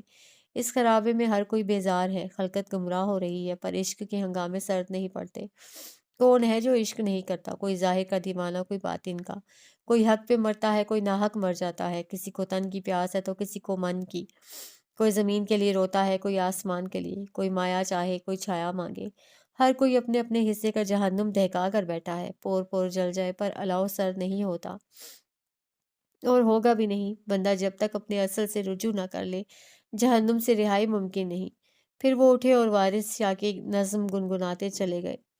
رات دا جاگن اوکھا ہوندا ہے، ایک جاگدا چوکیدار راتیں، ایک جاگدا عشق دی مرض والا، ایک جاگدا یار دا یار راتیں، ایک جاگدا راتی چور اتے، ایک جاگدا پہرے دار راتیں، وارث شاہ سبھی گلاں کوڑیاں نے، ایک جاگدا پروردگار راتیں۔ یہ آج کیسا انکشاف ہوا تھا؟ مولوی صاحب کی دور جاتی آواز عبداللہ کے وجود کو جھنجھوڑ رہی تھی۔ اسے لگا اس کے تنفس کا عمل رک گیا اور روح جسم میں پھڑپڑا رہی ہے۔ نہ جانے کس طرح وہ اپنی جگہ سے اٹھا، پھر وہ چلتا ہوا دروازے کے کواڑ کھول کر باہر نکل گیا۔ اس کے پاؤں من من بھر کے ہو گئے تھے، لیکن وہ رکا نہیں اور اپنے وجود کی ساری طاقت لگا کر خود کو گھسیٹتا ہوا ننگے پاؤں گلیوں میں چلتا ہوا مسجد کے باہر پہنچ گیا۔ ہر سیڑھی پر چڑھتے ہوئے اسے اپنا آپ پاتال میں اترتا ہوا محسوس ہو رہا تھا۔ آخری سیڑھی پر پہنچ کر اسے دونوں ہاتھوں سے گیٹ کی جالیوں کو پکڑ لیا، یوں جیسے پیروں پر کھڑے رہنا مشکل ہو گیا ہو۔ وہ جالیوں کو یوں ہاتھوں میں سے ٹٹول رہا تھا جیسے اندھا کسی چیز کو انگلیوں سے محسوس کرتا ہے۔ پھر وہ گیٹ کو پکڑے پکڑے سیڑھی پر گر گیا۔ اس کے آنسوؤں کی روانی میں تیزی آ گئی تھی۔ پھر اس کی پست سی آواز ابھری، منکر حق پر حق سب سے زیادہ آشکار ہوتا ہے، کیونکہ اس کا کفر ہی اسے حق کی شناخت کرا دیتا ہے۔ میں نے تیرے دائرہ اختیار سے نکل جانا چاہا تھا۔ میں نے زمین کی گہرائیوں سے کائنات کی وسعتوں تک وہ راستہ تلاش کیا ہے جو مجھے تیری خدائی سے باہر نکال دے۔ کہاں کہاں نہیں بھٹکا، بستی میں، ویرانے میں، جنگل میں، صحراؤں میں، خود اپنی ہستی کی گہرائی تک کو کھوج آیا، پر ایسا کوئی ذرہ نہیں ملا جو تیرے قادر مطلق ہونے پر گواہی نہ دے۔ ایسا کوئی راستہ نہیں جو تیرے حصار سے باہر لے جائے۔ اور اب میرے پاؤں تھک چکے ہیں، میرے بدن میں سکت نہیں۔ میں نے مان لیا کہ تیرا اختیار سب سے بڑا ہے۔ میری تلاش لا حاصل تھی اور تجھ سے فرار کی کوئی راہ نہیں، اور جو تیری بادشاہت سے نہ نکل سکے اسے تیرے فیصلوں پر سوال کرنے کا کوئی حق نہیں۔ میں اپنی عاجزی کو تسلیم کرتے ہوئے تیری بڑائی کا اقرار کرتا ہوں، میرے اعتراف کو قبول کر لے۔ گیٹ سے ماتھا ٹکائے وہ ندامت کی پستیوں میں گر رہا تھا۔ اللہ، اس نے سر اٹھا کر آسمان کو دیکھتے ہوئے درد سے کراہ کر فریاد کی، بہت درد ہے اللہ، مجھے دوا دے دے۔ میری آتی جاتی سانسیں برچی کی طرح میرے اندر کو چھید رہی ہیں، میرا سینہ الاؤ بنا ہوا ہے۔ مجھ پر رحم کر کے میری ہستی میں بپا حشر تھم جائے۔ میری برداشت میرے دکھ سے ہار گئی ہے، میرے زخموں سے خون رسنا بند نہیں ہوتا، میرا روم روم اذیت میں جکڑا ہے۔ وہ کرب سے چلا اٹھا، اللہ میرا گناہ بہت بڑا ہے، پر مجھے میری سرکشی کی سزا نہ دے، میری ذات کے عذاب مجھ سے سہے نہیں جاتے، تیرے غیظ و غضب کا سامنا کس طرح کر پاؤں گا؟ میری ناتوانی کو دیکھ، مجھے عذاب نہ دینا، رحم کرنا مجھ پر، میری روح تک جھلس گئی ہے، مجھے اور کسی جہنم کے حوالے نہ کرنا، اس آبلہ پائے کے سفر نے میری روح تک میں چھالے ڈال دیے ہیں، میں بکھر چکا ہوں، درد کی آندھی سے کہہ کے اب تھم جائے، اللہ میرے تنکا تنکا وجود کو سمیٹ دے۔ وہ روتے روتے سجدے میں گر پڑا اور بلکنے لگا، کبھی بادل وار برس آئیں، میرا سینہ ترس گیا ترس آئیں، میں توبہ تائب دیوانہ آباد کروں کیا ویرانہ، میری بس آئیں میری بس آئیں، کبھی بادل وار برس آئیں، اس عشق نے عجب عجب اسیر کیا، خود دل سینے میں تیر کیا، کیا چلے پیش و پس آئیں، کبھی بادل وار برس آئیں، ہم بھی کچھ کھل کر سانسیں لیں، اشکوں سے دھل کر سانسیں لیں، کبھی گھول فضا میں رس آئیں، کبھی بادل وار برس آئیں۔ اسے مسجد کی سیڑھیوں پر سجدے کسی کے حالت میں سمٹے دیکھ کر مولوی عبدالخالق رک گئے۔ وہ یوں بے حس و حرکت تھا کہ انہیں شبہ ہوا کہ وہ بے ہوش ہے۔ تیزی سے اس کے قریب آ کر بیٹھتے ہوئے انہوں نے اسے سیدھا کرنے کے لیے اس کے کندھوں پر ہاتھ رکھے تو قمیص کے اوپر سے ہی انہیں اس کا جسم آگ اگلتا محسوس ہوا، پر وہ ان کے ہاتھ رکھنے پر اٹھتا چلا گیا تو مولوی صاحب نے بے ساختہ شکر ادا کیا کہ وہ بے ہوش نہیں ہے۔ پھر اس کے چہرے کو دیکھ کر بولے، جب یہاں تک آ ہی گیا تھا تو اندر بھی چلا جاتا۔ وہ خوف اللہ سے بھرائی آواز میں بولا، کیسے جاتا مولوی صاحب؟ اس کے در سے کسی کو دھکے مار کے نکالو تو نہیں نکلتا، اور میں کتنی نخوت سے اس سے تعلقی کا اعلان کرتا۔ آپ اٹھایا تھا، اپنے نامہ اعمال پر نظر ہٹا کر دیکھ، اس کی رحمت بہت وسیع ہے، پر میں اس کے سامنے کس منہ سے جاؤں گا؟ وہ بیچارگی سے گویا ہوا، تیرے منہ کو کوئی نیا چہرہ نہیں مل سکتا عبداللہ، اپنے اسی منہ کو توبہ کی چادر سے ڈھک کر چلا آ۔ لیکن اگر اس نے مجھے قبول نہ کیا تو؟ وہ خوفزدہ ہو گیا تو مولوی صاحب اپنے مخصوص لہجے میں بولے، اور جھلیا، واپسی کی توفیق قسمت والوں کو ہوتی ہے، اپنی قسمت کھوٹی مت کر۔ جس نے بھی اس خوف سے ڈر کر اس چوکھٹ پر قدم رکھے ہیں پھر وہ اندر نہیں جا پایا، یہ بے نیاز کا در ہے، یہاں کسی کے نام کی ردی نہیں کی جاتی، خبردار بلاوے کا انتظار مت کرنا۔ یہ کہہ کر اٹھے، پھر اس کے آنے کا انتظار کیے بغیر دروازہ کھول کر گیٹ وا کرتے ہوئے مسجد میں چلے گئے اور کونے میں بنے اسٹور روم سے جھاڑو اٹھا کر معمول کے مطابق دریاں سمیٹ کر جھاڑو لگانے لگے۔ عبداللہ ابھی تک وہیں بیٹھا تھا، وہ ہمت کر کے اٹھا، پر مسجد کے اندر پہلا قدم رکھتے ہی لڑکھڑا گیا، مگر فوراً ہی دیوار کا سہارا لے کر سنبھل بھی گیا، پھر آہستہ آہستہ چلتا وضو خانے کی طرف آیا۔ وضو کرتے ہوئے سے جو ہی چلو میں ٹھنڈا پانی لے کر چہرے پر مارا تھا، اسے یوں راحت کا احساس ہوا جیسے تپتے لوہے کو کسی نے ٹھنڈے پانی کے برتن میں ڈال دیا ہو۔ وضو کے پانی نے اس کی ساری بے چینی کو دھو دیا۔ وہ نماز پڑھنے برآمدے کی طرف آیا تو آنکھوں کے ساتھ سر بھی جھکا رکھا تھا۔ اس نے 2 رکعت نفل کی نیت باندھ کر ہاتھ کانوں تک اٹھا کر اللہ اکبر کہا تو اس کے دل نے سچے ایمان کے ساتھ گواہی دی تھی۔ وہ جیسے جیسے نماز پڑھتا گیا اسے اپنی رگوں میں سکون اترتا محسوس ہوا۔ ایک مدت کی بے سکونی کے بعد اس نے اس لذت کا مزہ چکھا تھا۔ سلام پھیر کر اس نے دعا کے لیے ہاتھ اٹھائے تو آنکھیں اس کی رحمت کو یاد کر کے بھر آئیں۔ یاد نہیں کب سے، پر ایک مدت ہوئی میں بے سکونی میں جیے چلا جا رہا تھا، اب کہیں جا کر تیرا نام لیا تو دل کو قرار آیا ہے۔ اللہ اپنی رحمت کے سائے مجھ پر مستقل کر دے، میرے صبر کی چادر کو اتنا بڑھا کہ میرا غم دور ہو جائے، مجھے اتنی طاقت دے کہ ان کے بغیر جی جاؤں، میرے زخم نہیں بھرتے پروردگار، میں تیری بڑائی کا سوال کرتا ہوں، میرا گناہ بہت بڑا ہے، پر تیری رحمت سے امید ہے کہ میری توبہ قبول کر لی گئی۔ اللہ اتنا حق تو دینا کہ تیری مغفرت طلب کر سکوں۔ وہ بڑے گداز دل کے ساتھ بند آنکھوں سے دعا کر رہا تھا کہ کہیں پاس ہی چوڑیاں کھنک گئیں اور بے اختیار اس نے آنکھیں کھول دیں۔ وہ کچھ دور بیٹھی اپنی چوڑیوں سے کھیل رہی تھی۔ عبداللہ کی نظریں محسوس کر کے اس نے پلکیں اٹھا کر اسے دیکھا، پھر کسی شرارت کے خیال سے اس کی آنکھیں چمکنے لگیں۔ نچلے ہونٹ کا کونا دانتوں میں دبا کر مسکراتے ہوئے اس نے کلائی کو سب چوڑیاں ہاتھ سے پھنسا کر اوپر کیں، پھر اچانک چھوڑ دیں کہ یہ صورتحال ایک ساتھ بج اٹھے تھے۔ عبداللہ کی بصارتیں اس دل فریب شور سے جھنجھنا اٹھیں تو اس نے تڑپ کر آنکھیں بند کر لیں۔ یہ سراب عذاب ہے یا رب، میرے سارے زخم ادھڑنے لگتے ہیں۔ یہ خواب بہت حسین سہی، پر جب ٹوٹتا ہے تو روح فنا ہو جاتی ہے۔ مجھے اس سے نجات دے دے۔